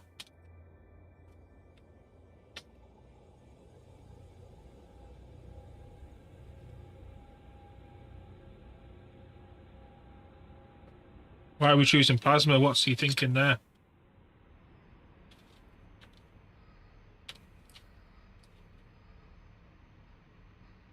Look at all those pieces.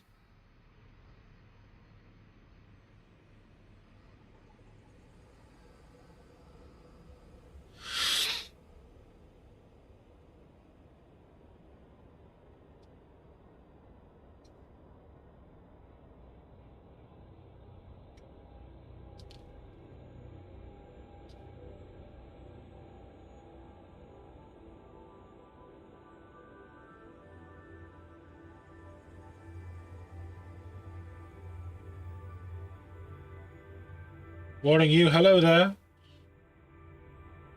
Welcome in. How are you doing?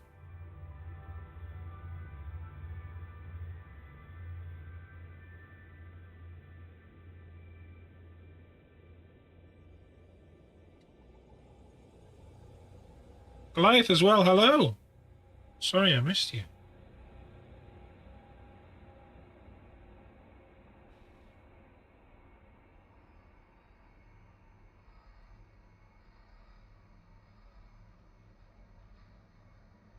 We're building some of these, what are they? Heroes of the chapter, is that what we're doing?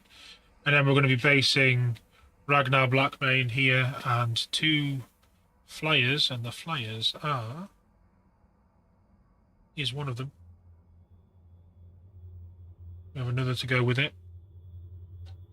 One, and... There's the second one.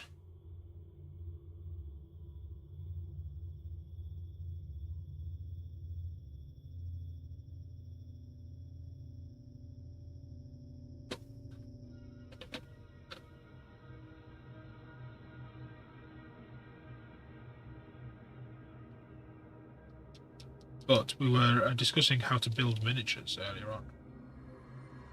So we're just going through that at the moment. I need parts 42. There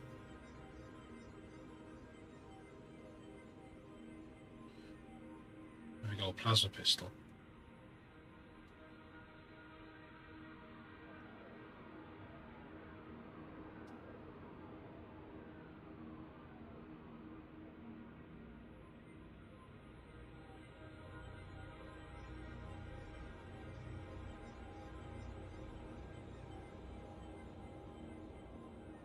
Wish this came with the leather tabars from Augustus Lieutenant. Hey, it'll be fine.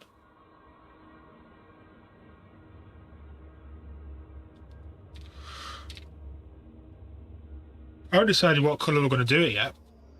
The tabard stuff.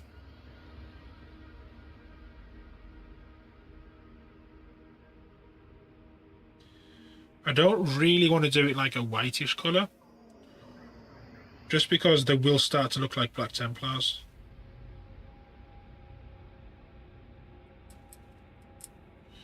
That's my thinking behind that. I'm either thinking a really deep, dark red.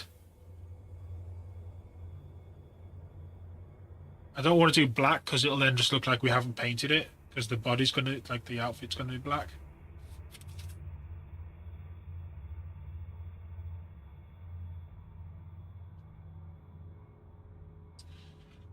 Well, I suppose these guys are going to be the first two painted from all of them, isn't it? So I'm basically setting your scheme.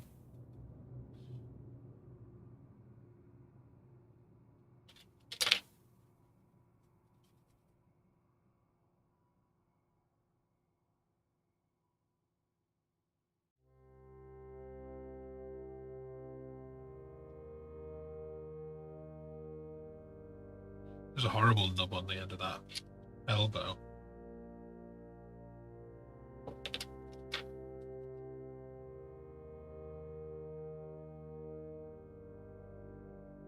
Thing is, I want to paint these two up, and your job's going to be match what I've done.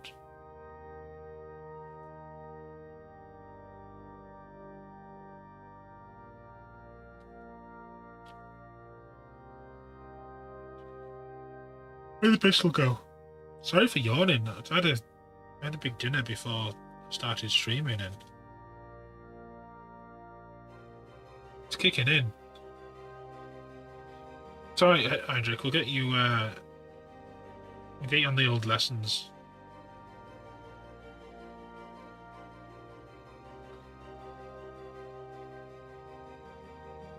Speaking of lessons, this website here, soulwishstudios.com, is live. There are lessons on there, everything from 1 hour individual lessons to 10-hour courses, 12-hour courses, mentorship programs. There's also membership, which is the best way to support the stream. Think of it as a patronage. Rather than going on Patreon, it's all on this website. From December, when we're in the States, we're producing little videos to go on it. Little technique videos. There's also lots of merch on there.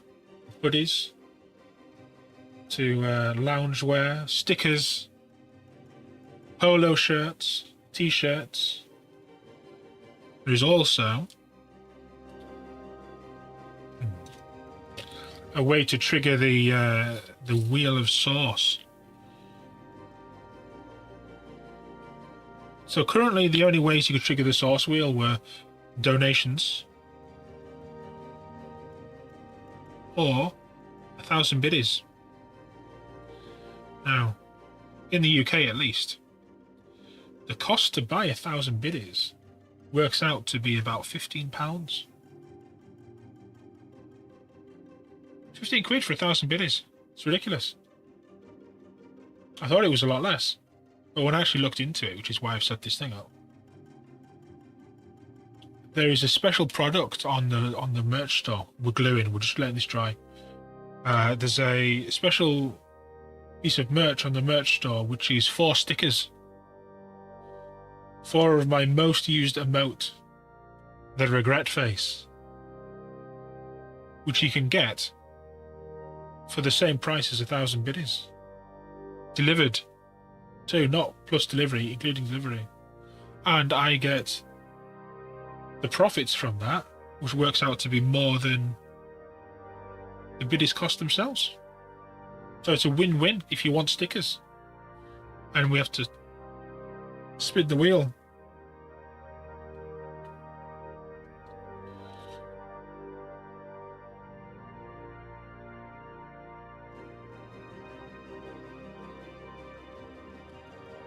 And hey, if you're happy doing Twitch subs, then you keep doing you. But just remember, most of your money's going to Amazon. Red armor and red tabards would kind of blend in. Well, no, because there's warm red and cold red, Heinrich. I'm thinking like almost a burgundy, like a deep burgundy.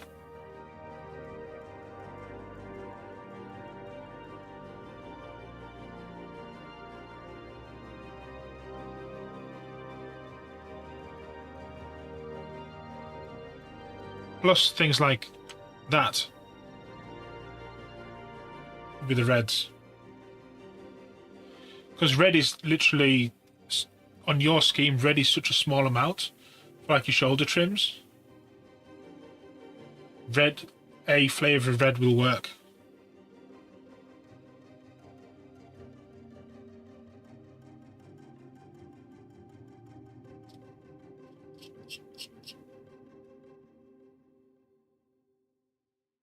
If we go crazy and add another colour in, it's going to look weird. Even though you're thinking... Because I know what your thought is. It's like, oh, well, what can we have this material that's sort of similar to gold? Hence the yellowish colour, but it does look shit. It just doesn't work.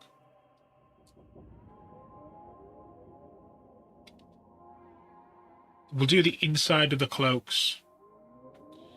Probably just leave them like a really, really dark black.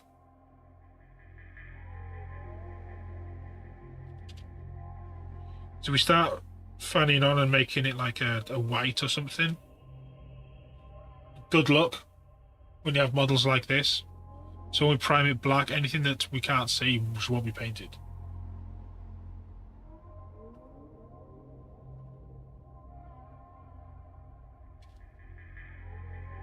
The captain we might do differently. We'll see how he looks. Because his cloak's more billowy than the other one. I think he's also got detail on the inside of his cloak. Yeah, he's got a little bit of detail. We can do that in gold. Oh, it's another one of these bloody stupid dangly bits on his belt. Why have they all got these dangly bits that just don't fit?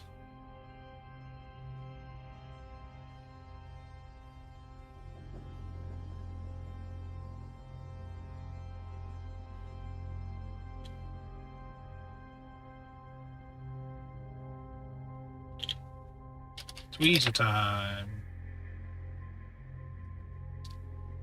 Don't do that.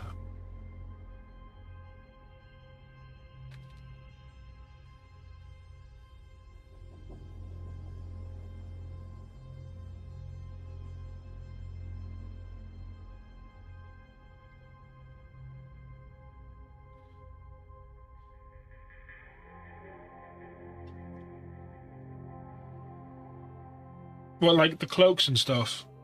The thing is, if you get to something like that, I mean, you could paint the entire model in sub-assemblies.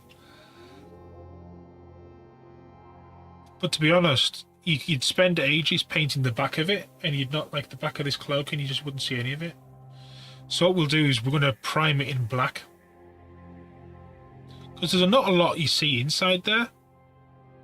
There's like a little bit on the corner, and we'll do some like grey material and stuff.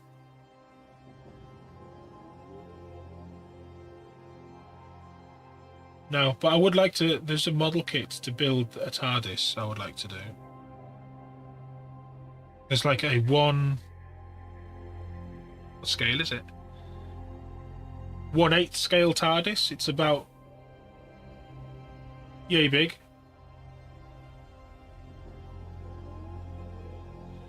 And I've been watching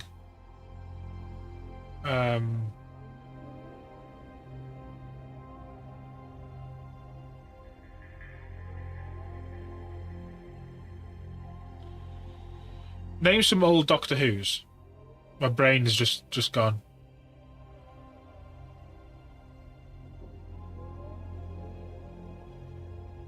Longest running Doctor Who. No, not him. The longest running Doctor Who. No, wasn't the longest running. Old Doctor Who.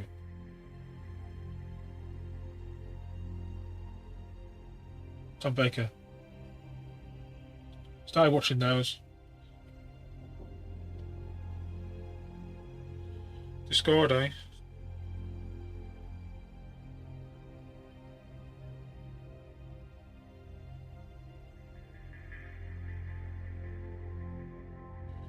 Let's have a look. What's Goliath sending me now?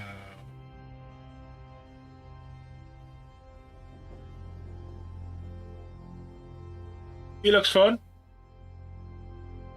He looks fun.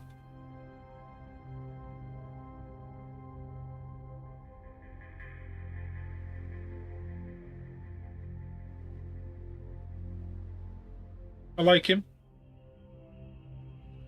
One thing you can do, I don't know whether you could be bothered doing it, but have you got like Carroburg Crimson? This stuff? You can sort of put that on around all the, like the way his lips are and stuff, and the innards. And it'll just add a little bit more colour and warmth and sickiness to your greens. But no, it's coming on well. I knew Doctor Who. I watched Eccleston. I really liked Eccleston. And then didn't watch any of the others really. Watched bits and pieces here and there, but it wasn't doing it for me.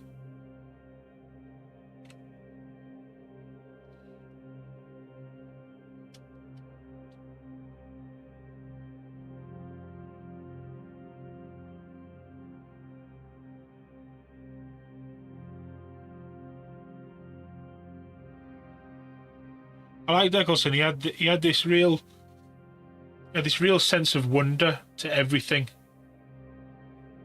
as though he was seeing everything for the first time, and I liked that.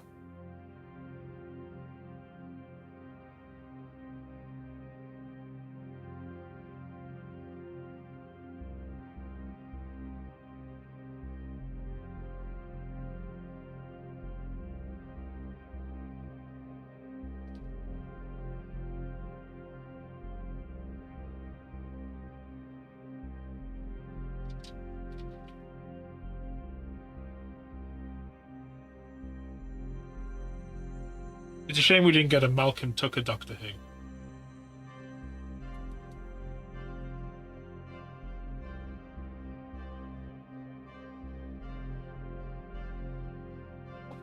Just Malcolm Tucker would have just been the best. You know what I'm talking about?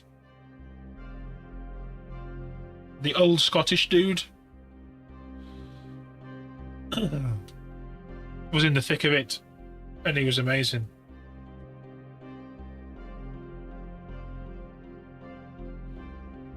If you want to see how amazing he was, just search Malcolm Tucker best bits on YouTube. Just make sure there's no kids around.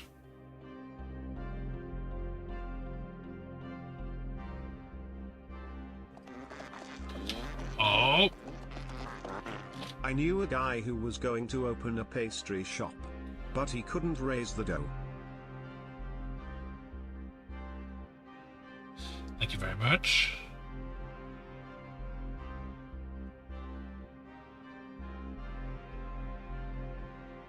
And how did that go with the cats?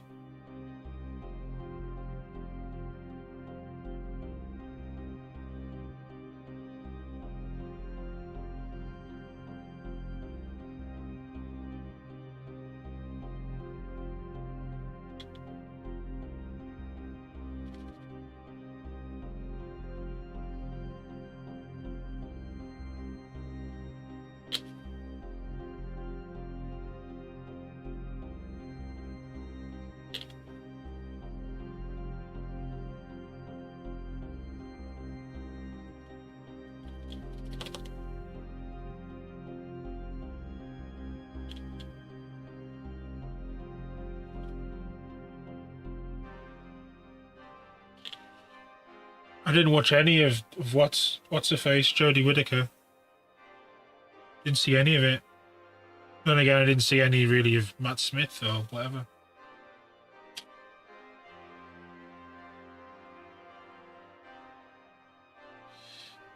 Well, we've got both arms done, and his groin sash.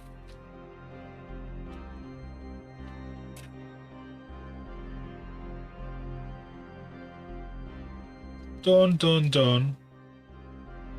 Done. We need the legs and the body. So 28, 29, 30, and 33. It's 30.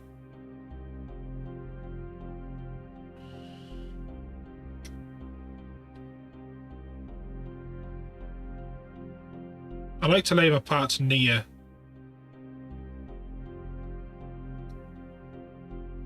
the instructions, where they are on the instructions, because you could do every part individually and keep, going backwards and forwards. But is this guy wearing crevice?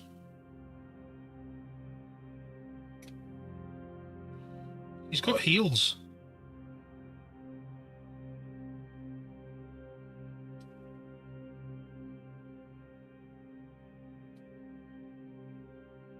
He might be wearing crevice. Can't tell.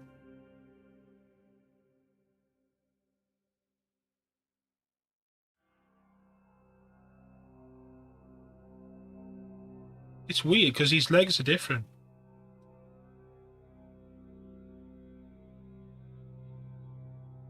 Like if you take the back of his leg, this port section here, not this, that's just trash.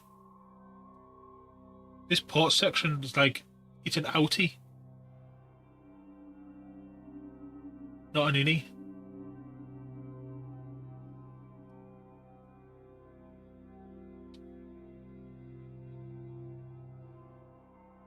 And he's got an extra flap of armour on the back as well.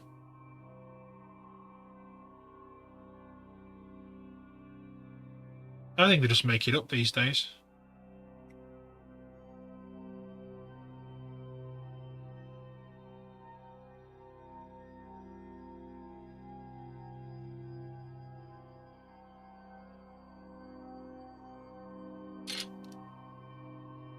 Or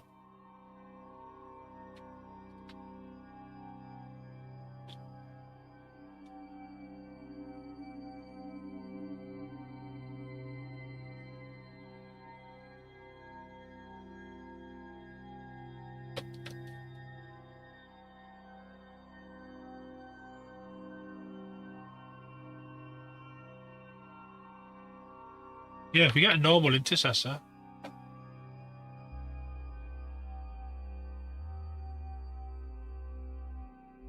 it is different.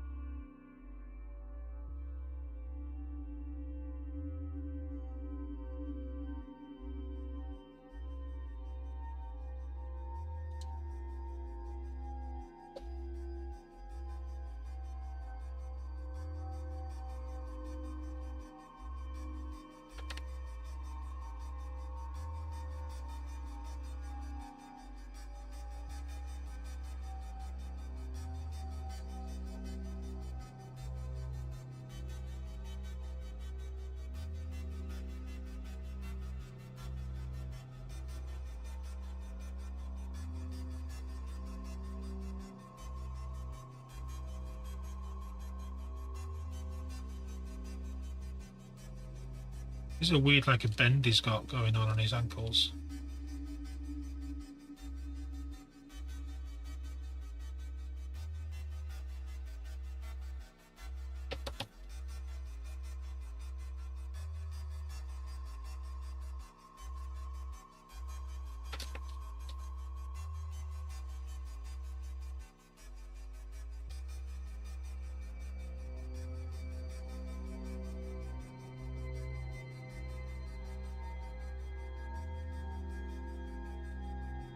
Is that yours?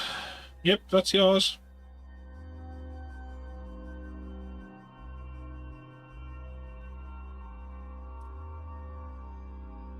It's weird how many different bits of sections it's built out of.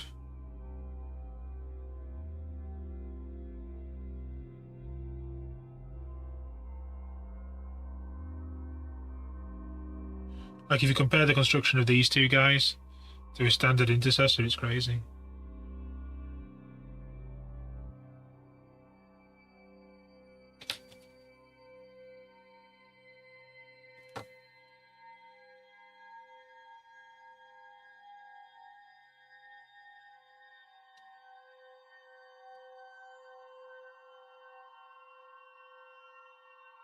Did I not take off the other bit of his leg?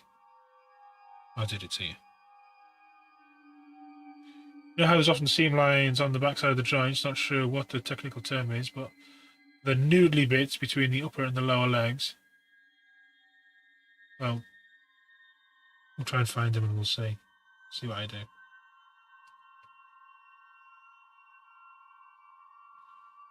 Do you mean like the back of the leg joints?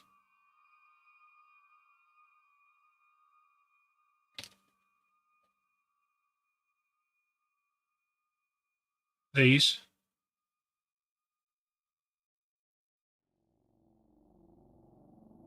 Yeah, just ignore them. If it's too difficult to do, there's no point killing yourself doing them. Leave them. Like, nobody but Instagram are going to look at it.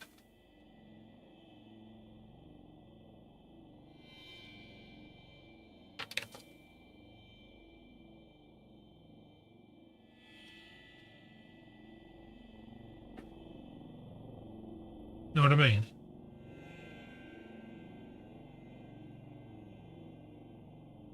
I see what you mean. There's a little line on there. It's not worth even fighting about. Just leave it. There's a little line down here.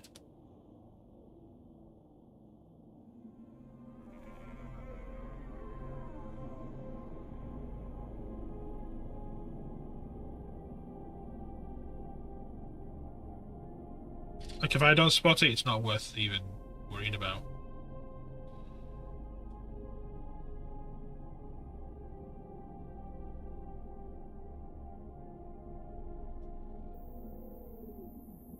Those legs are fine.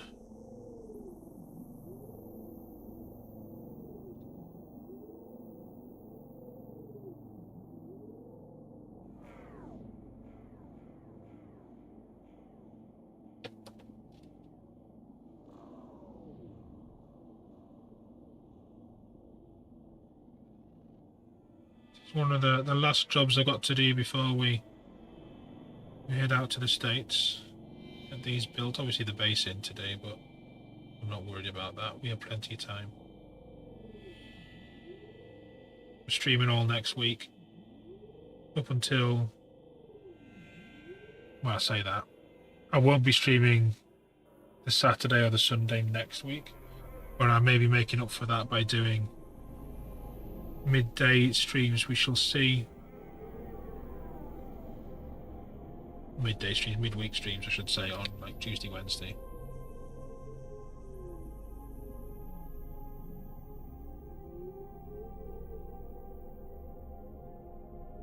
It all depends how we get on those bases.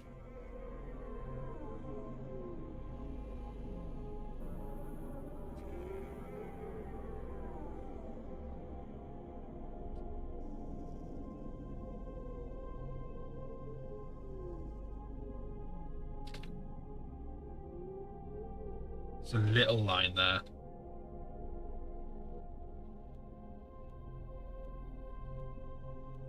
Probably not even worth worrying about.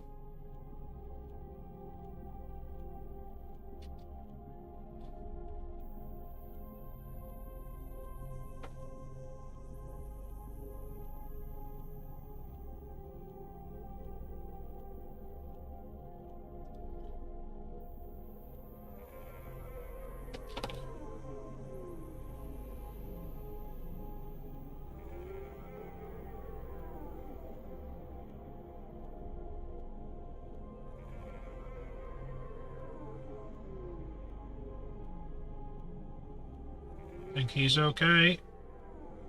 He is. It's glue time. Who's going on where first? Body. Dry fit. Make sure it does connect. It does connect. I'm holding an area which I'm not going to be gluing. So this thigh is a good place to hold. That way you're not going to get any like dribbly glue anywhere.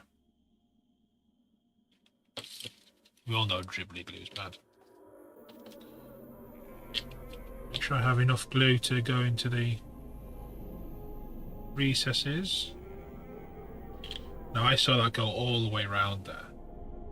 Did it go like round here? But it went a long way. There we go.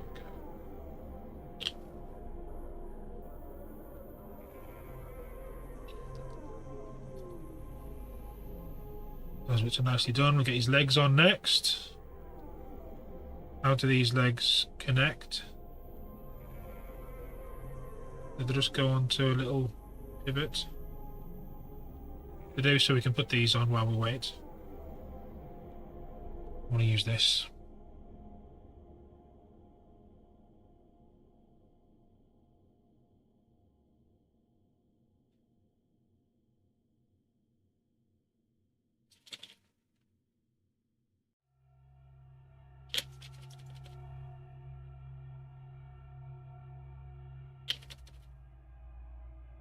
Don't need to do that so that it's all round here anyway.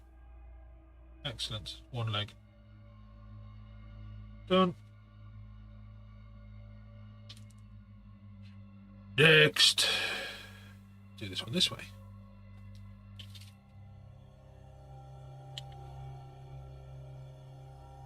Get our piece in position.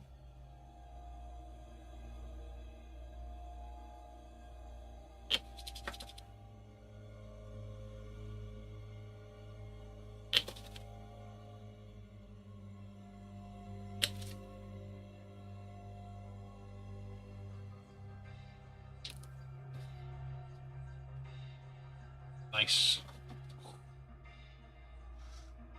Body, leg, leg, arms, arms.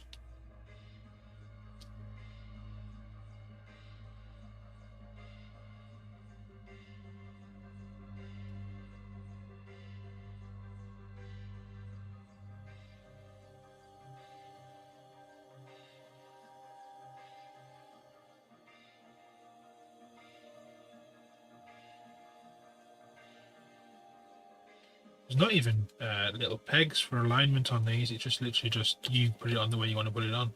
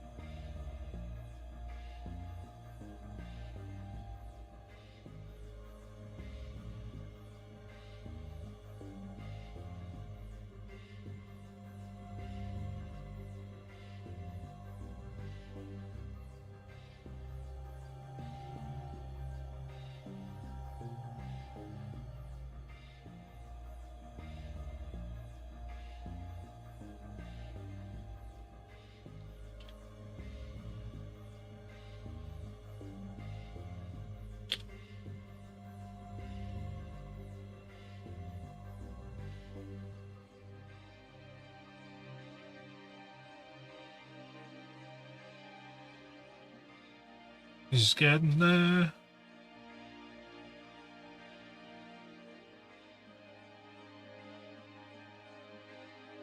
He actually has nice little, like, ringlet things.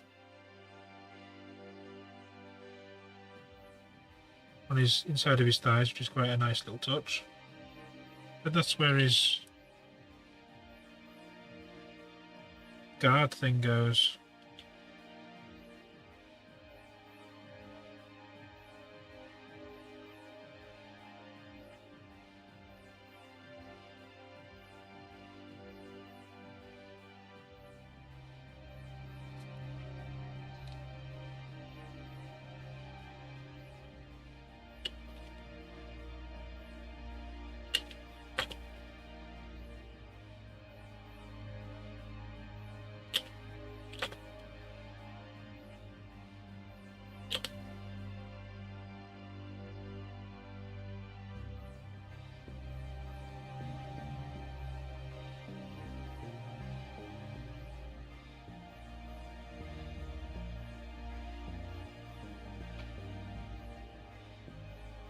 He's pretty good.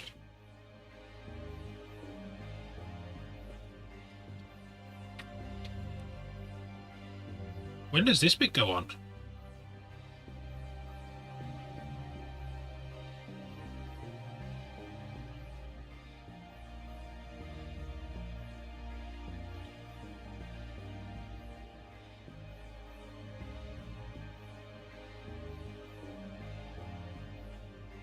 Nothing's stopping it going on now.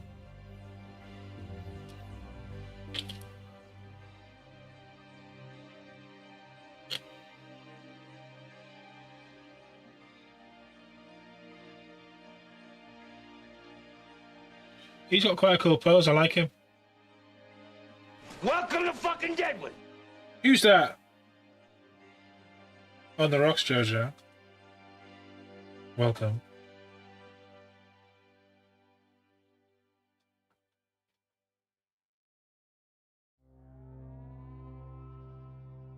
He has a pistol thing. Oh! That's what I was going to say. Has anybody noticed the thing on the stern guards? There you go, sir. I saw on Reddit, and I haven't looked at mine yet. There's a miscast thing.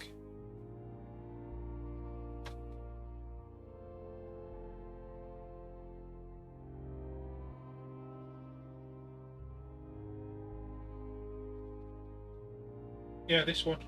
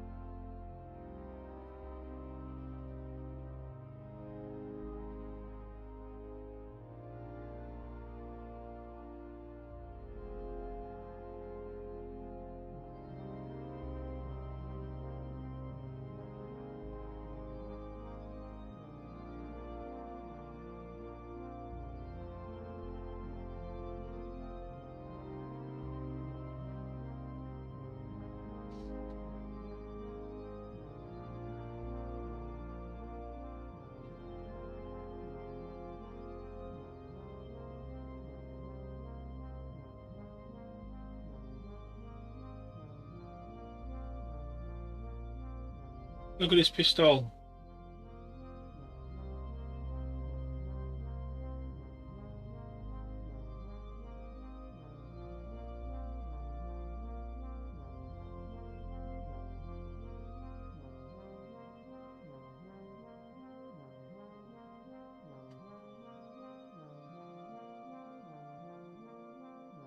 Look at the handle.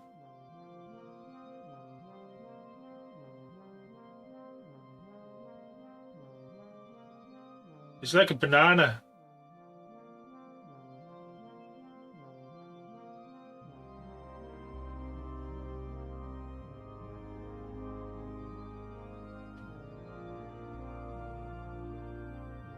I didn't.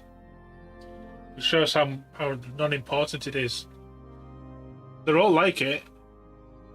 I don't think it's a casting issue. I think it's when the person was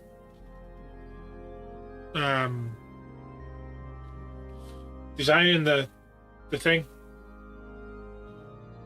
finish detailing the handle.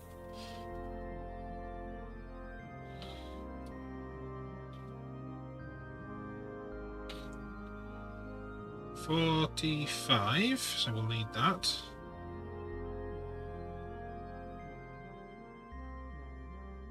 Ghosty, did you like my joke?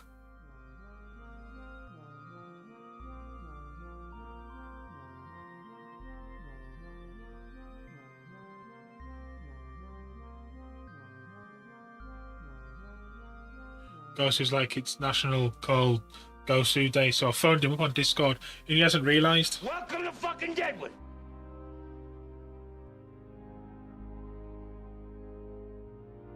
Roscoe, welcome. Welcome to fucking Deadwood. And another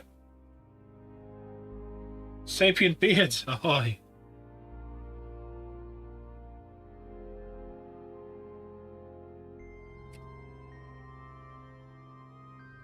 Well, that'll be that then.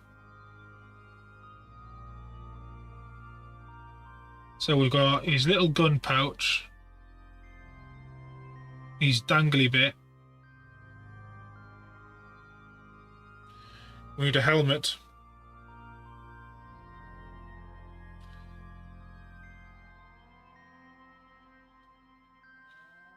That one. Suppose we can put some shoulder pads on him, eh?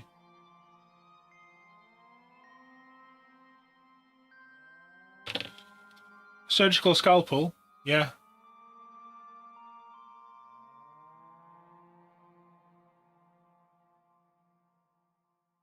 It's a power scalpel.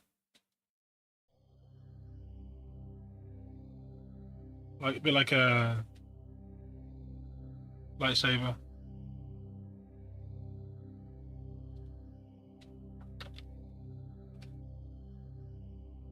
These are the blades I used, non-sterile number 10As.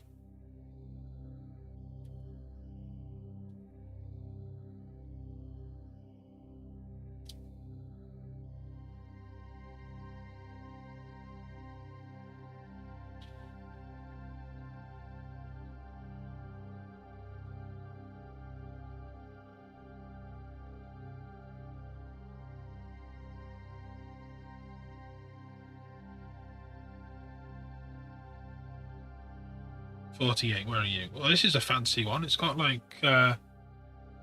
double eagles.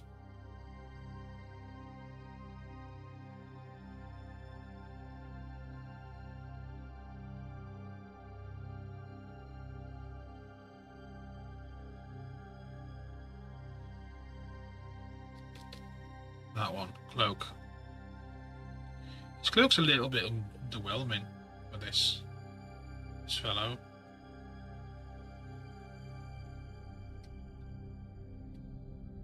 Like it's very flat.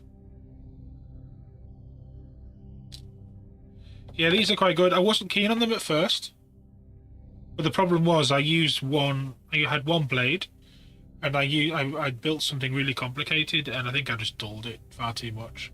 You always after I finish building these, I'll change the blade.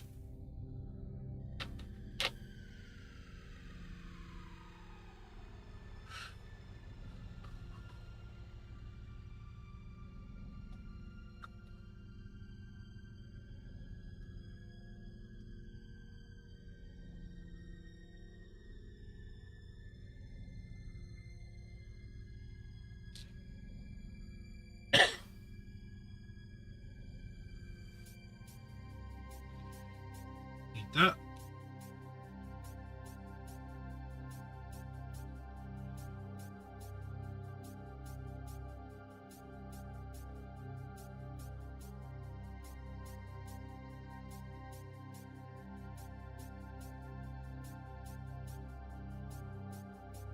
I think that's everything we need for this.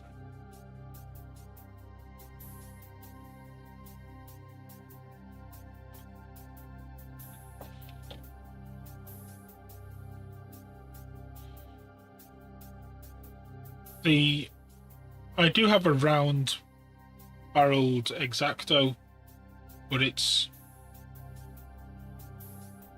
It keeps threatening to roll off and land on my feet, so it doesn't get used. Yeah, if you're going to get one of these surgical scalpels, definitely get a sharps box.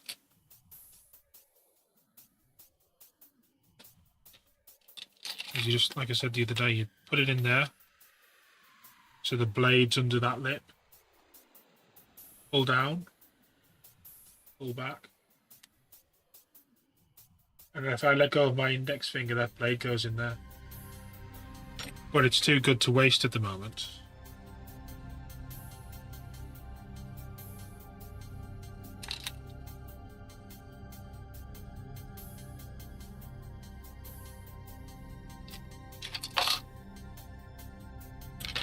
And putting one back on. There's a wide end on here.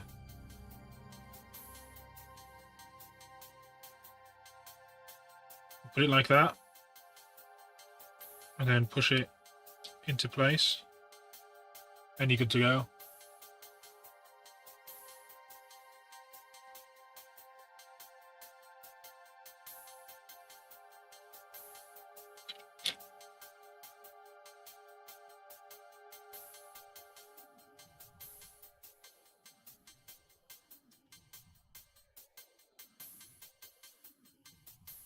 Smooth till there, and then we have a big old lump, and there.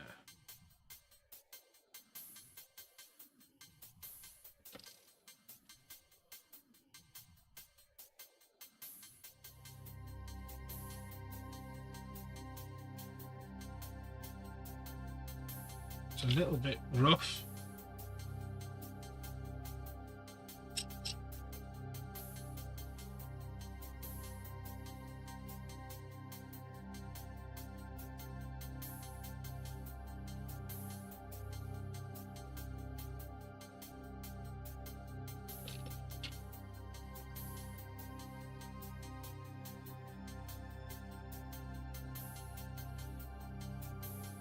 A little tiny bit of not super glue, but thingy glue on there, I'll fix that. This needs smoothed somewhat.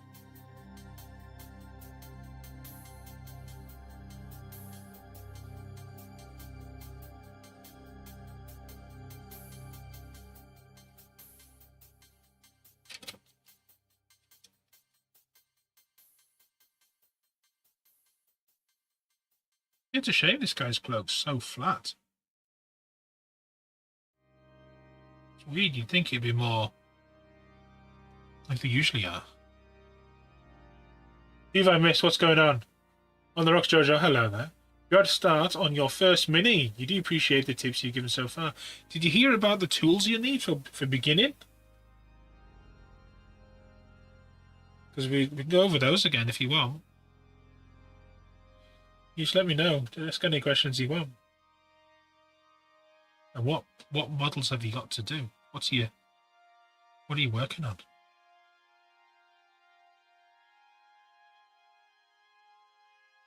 Okay, dead easy. There's a couple of things. You don't need loads and loads of stuff. But the things I use all the time. A knife. A good knife. And some good blades. So we were talking about this. It's just a Swan Morton scalpel.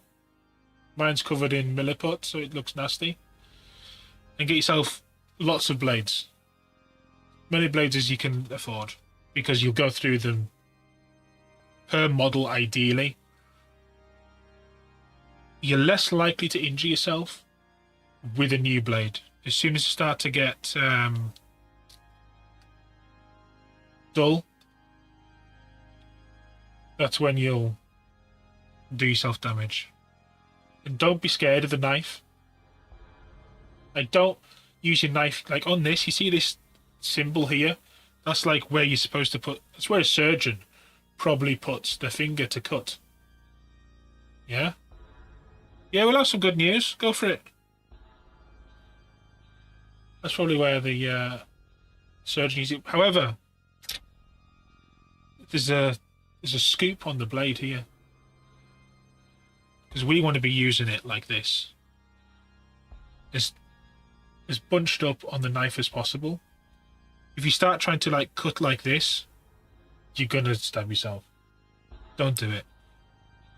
Right up close, and you can cut away where you want to cut. Yeah? Good knife. That's a cheap knife, about £6, and then you can spend however much on blades you want, but they're not expensive. Nippers. If you're doing plastic models that come on a sprue, you'll want nippers.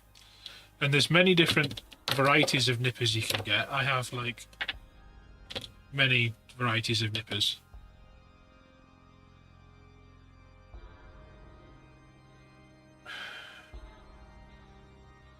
No, no, it's not happening. It's not happening here, buddy.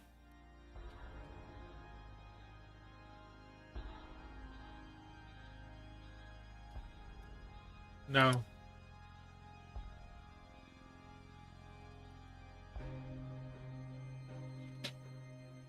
I can't from here.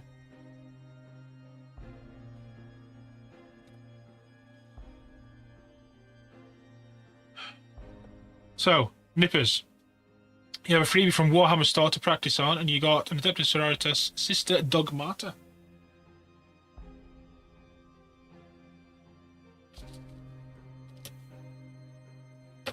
Right, so nippers. Nippers are important, but you need to understand that nippers aren't... They don't work like you think they're going to work.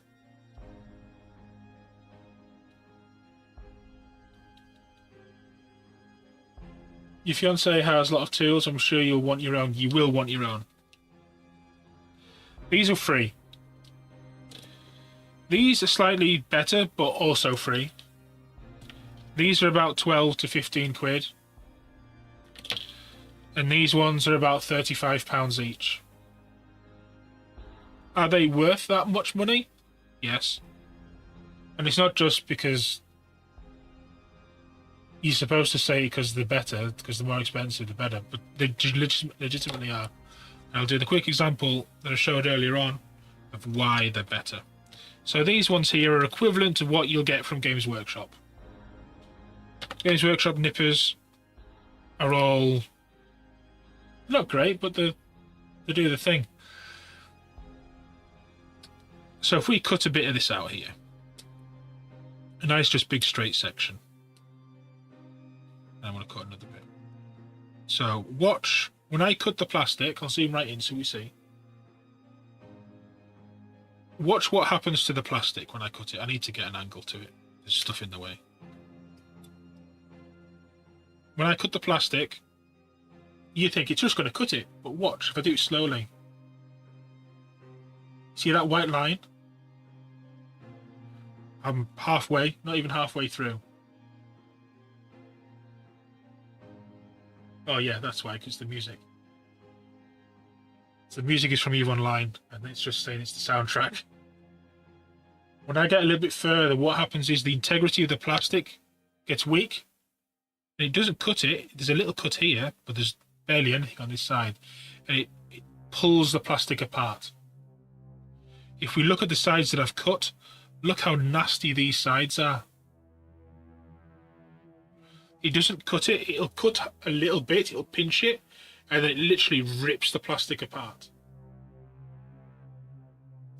So if you've got a delicate piece, like let's say this is the part you're cutting off your sprue, and you've got something as agricultural and as damaging as these, you don't want to be cutting up close to the part.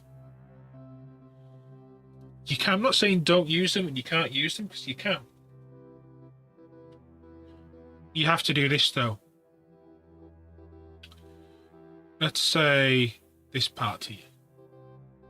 Don't ever cut, because you'd think the back's flat, so I can cut right up to the part. Like right here, but don't, because what you risk happening is you'll start the cut and you risk getting a hole in your piece.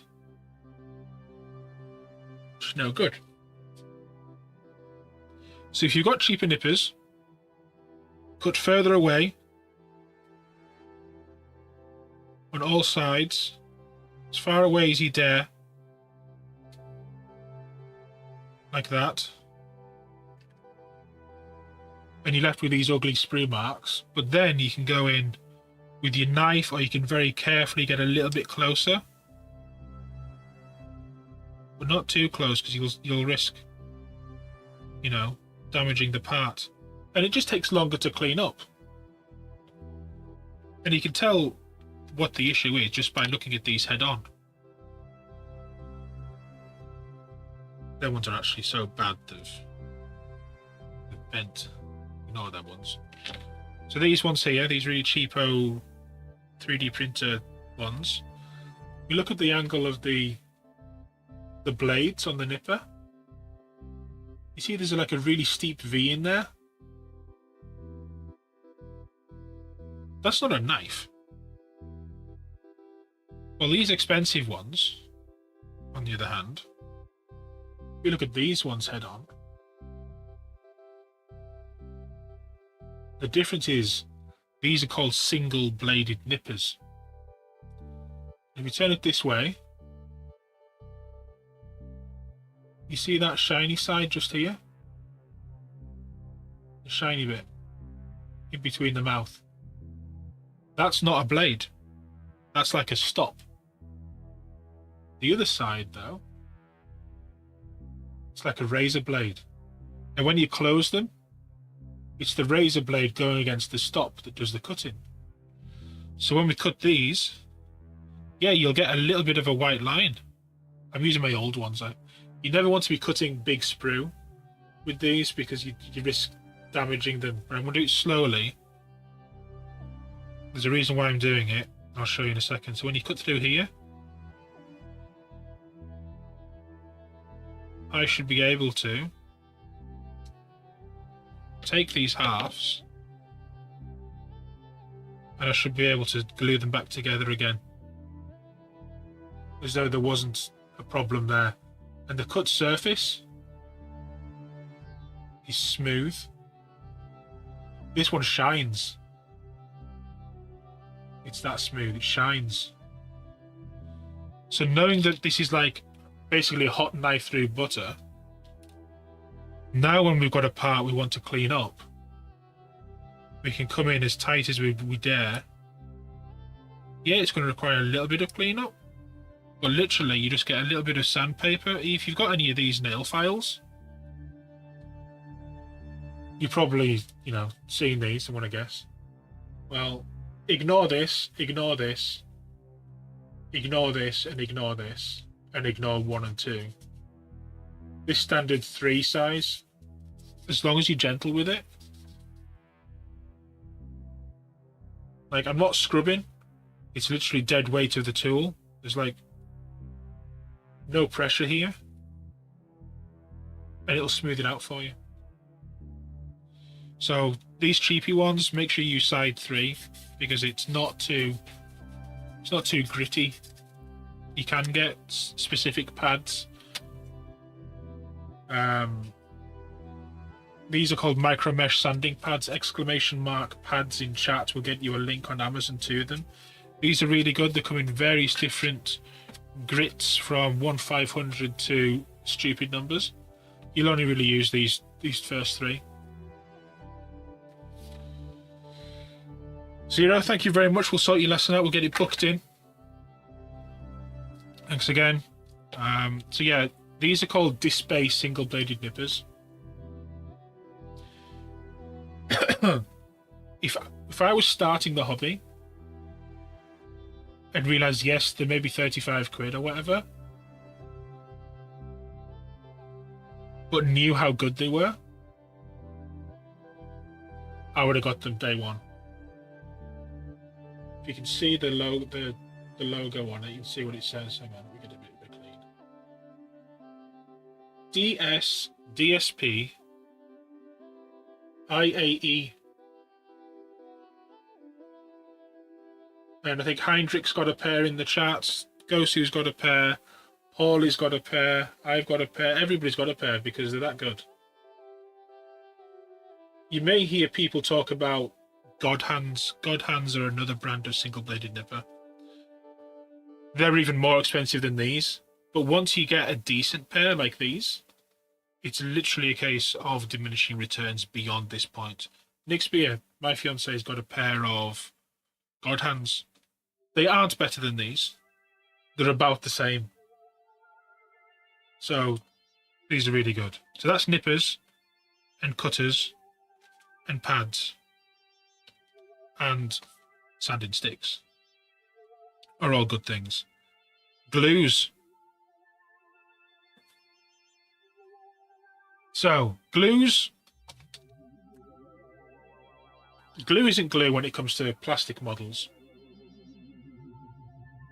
I have 3 different types on this desk. Well,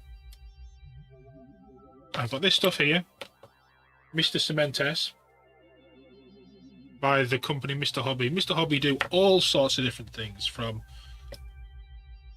glues to thinners to airbrushes to primers. They do all sorts of stuff.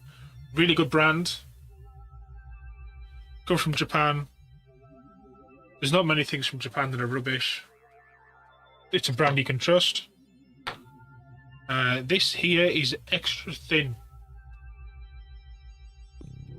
It's really good. There's also Tamiya extra thin. These are pretty much the same thing. Different company. Both work exactly the same. One is no better than the other. This is really good for gluing precision larger items where you've got parts together and you need to wick the glue in. So watch. Yes, I keep saying the word glue, but it isn't glue. Watch this. Put it on my finger. Get some more. Put it on my finger. Do this. There's no glue. It won't glue metals, woods, resins, whatever. The only thing this does is it melts styrene, and this sort of plastic is called styrene. So it works not by being like a super glue where you've got one element here and another element here and a layer of glue in between. It doesn't do that. It melts one surface, so when your other surface sticks to it, it chemically becomes one thing. You won't. However, there is a risk. The risk is, especially with the thinner stuff, which is why I've got this bit of sprue here to demonstrate. I'm going to cut it in half, slowly and carefully. I'm going to put it just on there. Right, I'll just hold it because it's an even better example. So we're going to glue these together. If I use this or the extra thin, same stuff, I can put it on the model. It does evaporate quickly, and I'm going to do that, and then I'd hold them together. The other way, and probably the better way of using the thinner stuff, is there's no glue on there at the moment, it's just dry. Hold them together, get your glue, put your glue in there, and it feeds itself automatically into the crack. So that's glued together. It's not glued in the sense of like a glue, but it's melted enough to stick. The problem is, because this stuff is so runny, it's runnier than water. If you put some on and you hold it together and you're not paying attention, you can end up getting fingerprints in it. And those fingerprints is a case of you've softened the top layer of plastic and you've then got the grooves of your finger in the plastic. So you've got to be careful. When I'm building things like this guy at the back here, I'm always looking at a part and working out the best way of holding it when I put the glue on. Yeah?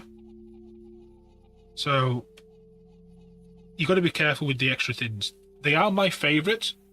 These are both my favourite types of glue, but there are alternatives. They are still plastic cements, so they're still the basic formula. This is one here. This one is by Revel.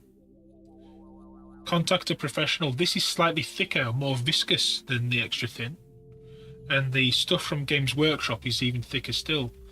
It's handy to get a couple of glues. Well, get one of these, a nice thin one, because they're great if you don't have a lot of space to like put stuff in.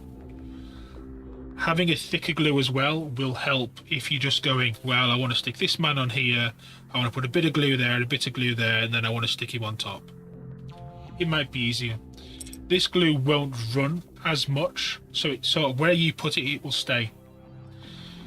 These bottles are shit though, because you're dealing with the glue coming through this needle. So you'd be going, how much am I going to put on? If you're not careful, you suddenly put too much on. Also, if you get one of these needle ones, like earlier on when I was demonstrating this, because it's thicker, it has a body to it. So it has like a little bit of like plastic within it to make it thicker. It's not like gritty or anything or lumpy. It's just uniformly more viscous than the thinner stuff. And it can dry inside this nozzle. And then you have to get your lighter, and then you have to like melt it to get all the shit out. That's why mine's discoloured. I actually use an empty one of these bottles, and I tipped the whole one of these into this empty bottle to make it easier to use.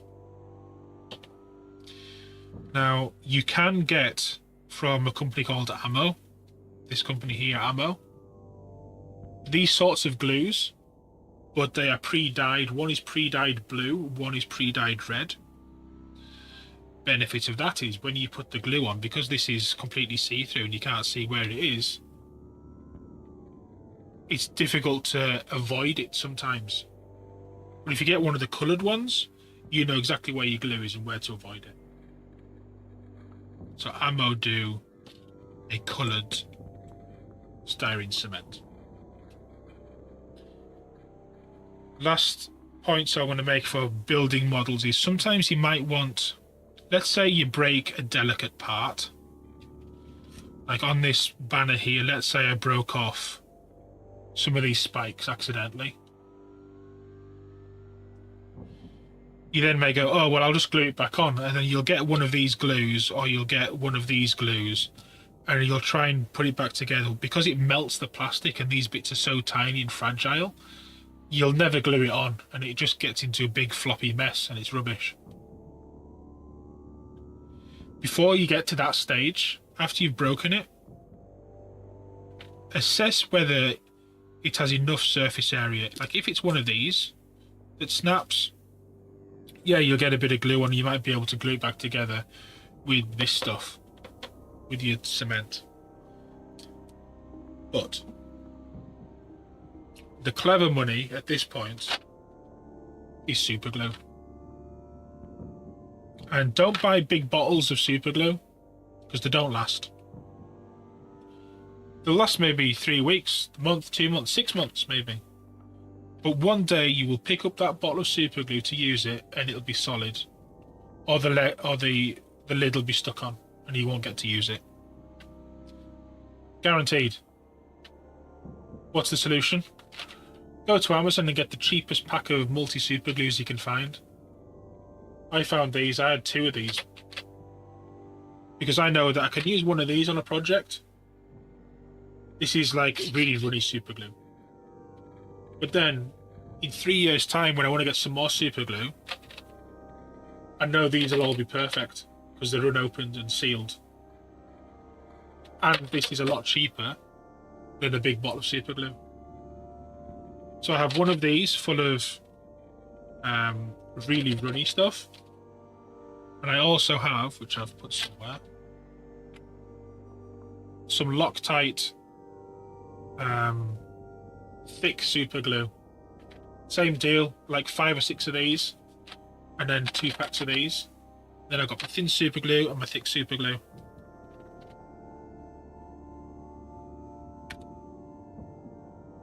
And the last thing I want to say is with regards to gluing, which is the most important thing. You can get accelerant.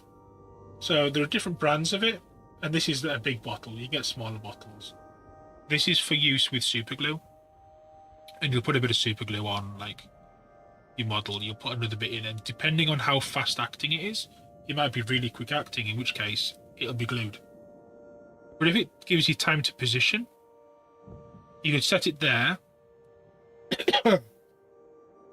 then get either a little tiny pipette or one of these, dip it in your bottle, touch it on the thing, and it'll instantly set. That's an accelerant or a zip kicker.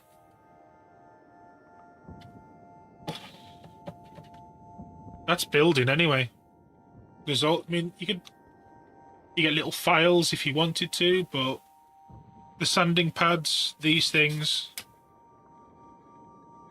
if you're going for standard sandpapery stuff, you're looking anywhere between 800 grit and 1500 grit, and those should do you for the vast majority of things. And I don't think I use anything else really.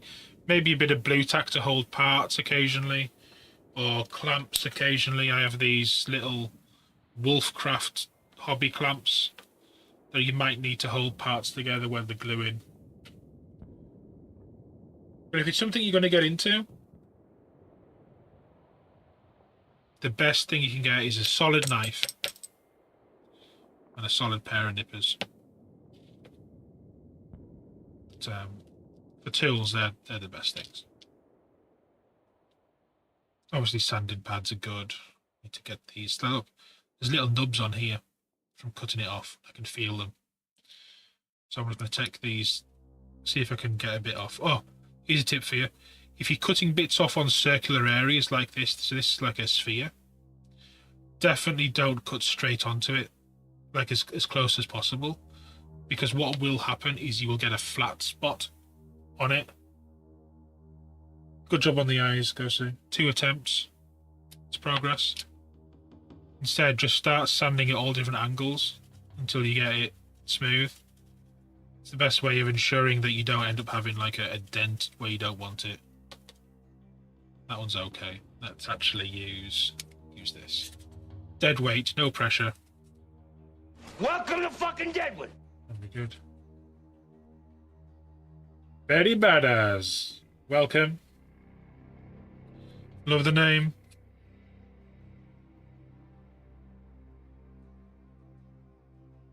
See, I'm just turning the model as I do it, getting it nice and smooth. You don't have to go to these extremes. You could just, cut it off the model and then paint it and I'm done with it. And you can totally do that. The only piece of advice I'll give you there, though, is if you do a shit job cutting and building, but then you really enjoy doing the painting and you do a really good job of it, you'll look at that model and you'll be able to see all the shortcuts you took during the build, and you'll be sort of disappointed that you didn't spend that extra 10, 15, 20 minutes tidying up. So just be aware of that. Put something on like Netflix or YouTube, or come to Twitch and watch the channel while you're doing stuff.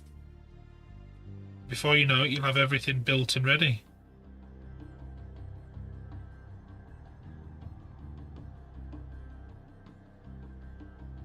So I'm looking at gluing this piece in here now. Obviously, I've got to cut this piece off the bottom. I've left it on, so what I'll do is I'll just take that off. I'm going to use the knife to take this out because there's no space to get my nippers in there. Just make sure it's clean.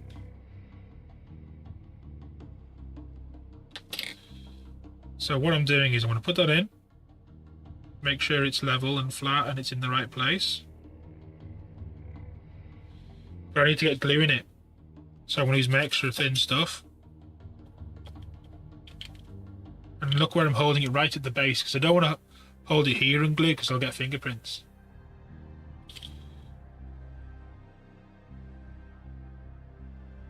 There we go. I just touched it on. That glue will find its way in there.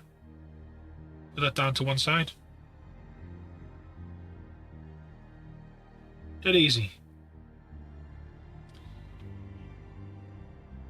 This stuff will evaporate though, so keep your lid on. Where's all my other sanding pads at? They're all over the place. And find a green one. Ah, to you. So we were going to get those things based tonight. Up in the background, we have two models we've been painting over the past, well, couple of months. Here's one of them. Here's the other one. So we need to get bases done for these. We'll do those tomorrow.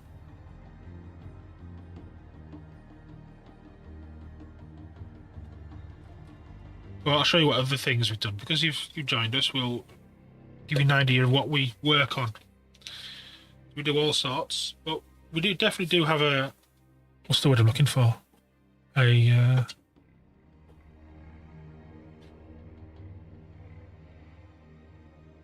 type that we work on.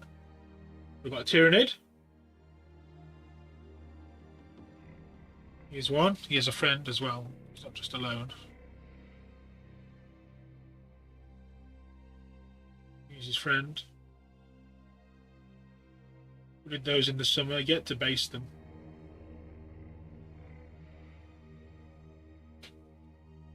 And then we've just finished. We'll get this guy sorted out tomorrow because we're approaching the end, so I just want to show off what's been going on. By the way, we do have a Discord server. By all means, join, ask us any questions you want. I'm just making space for the model I'm going to bring up on the table. House, hello there. Just grab the base for this model.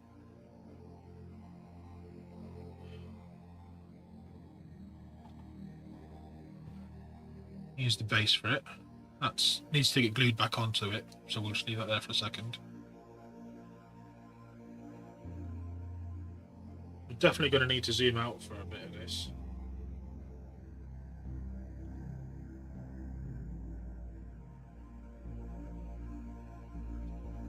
This is a little bit of a mess. We have lots of projects going on.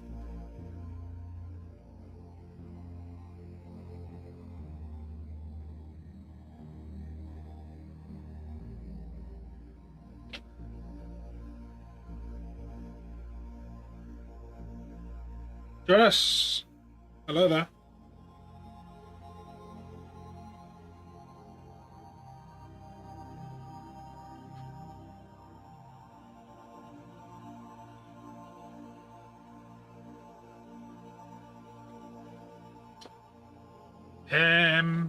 I've always been interested in Warhammer from being a kid, and it was mostly the world and the, as I don't play the game.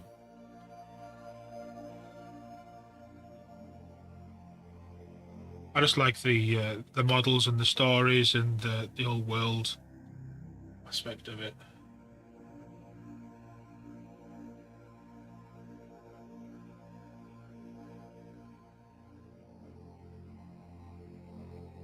Yeah, this is what we were working on yesterday.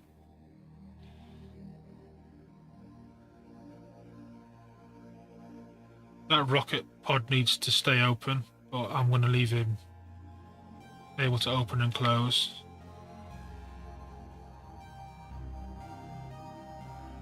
So I got back into modelling as an adult in coming up 10 years ago. So in January 2014, sorry, I got into scale modelling. Say scale modelling, I was working on radar controlled tanks in 1/16 scale, which are about that big.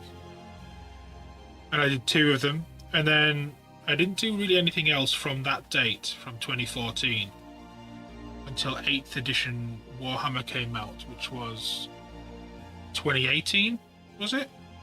And in 2017, end of 2017? Something like that. And at that point, I was part of my games club, and I started off and painted this guy, this little ultramarine. And since then, I've been streaming since 2018, and this is the last thing we've fully finished.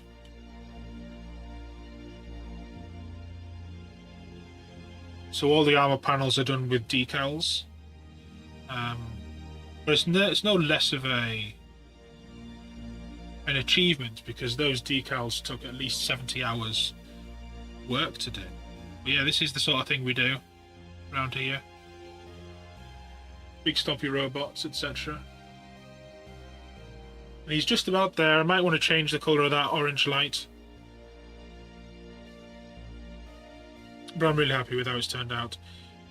I did the majority of this about 3 or 4 years ago, and then we just got it back into our possession recently because it's been off with fish stomping along the battlefields of the UK.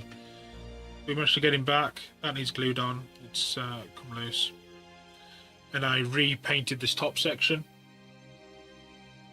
So if you do, go and check my Instagram. You can find links to it in this website below. You may see this, but it'll have completely different top carapace on. That's why we redone it. We also redid the guns. So this is the sort of thing we do most of the time. But I'm always up for answering questions regarding anything miniatures related, really. We've got the experience. We do use a lot of different products as well, so we don't just do Citadel paints. We often use any brand of acrylic. We use Tamiya stuff. We use lacquers at times, oil paints, enamels, etc. Commission-based painting I do. Mostly tanks, vehicles, robots, etc. But we do the odd occasional character at smaller scale as well. The Space Wolf flyers in the background. These guys here. We've also done this guy is a little guy, Space Wolf guy. We'll be basing those tomorrow. Yeah, we do the odd occasional thing. Yeah, most of Fish's Knights I've painted or weathered. But yeah, Marines wise, they're characters. Yeah, we're gonna end here tonight. However, also look at this. We've got this gun for a big Reaver Titan. We've got to do that at some point. Enormous. I would. Where's me?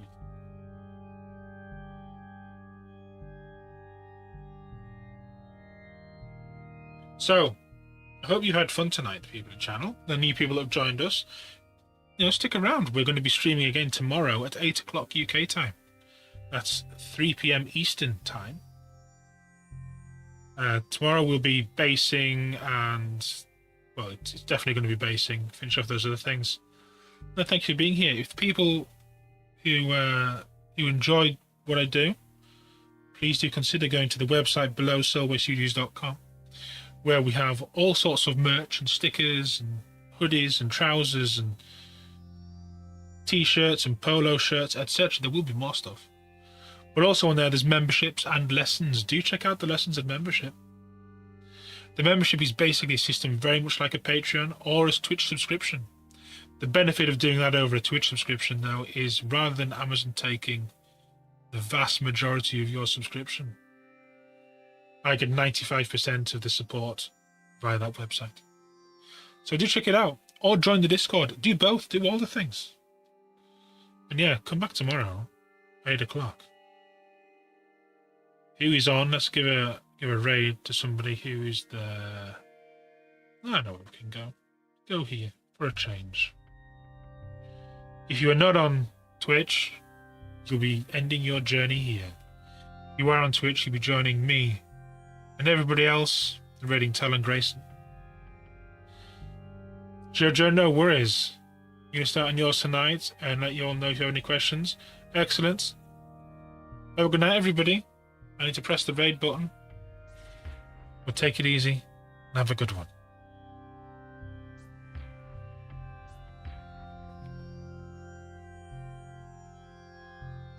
And for those still with us, when I find my quit button, we'll be going as well. Good night.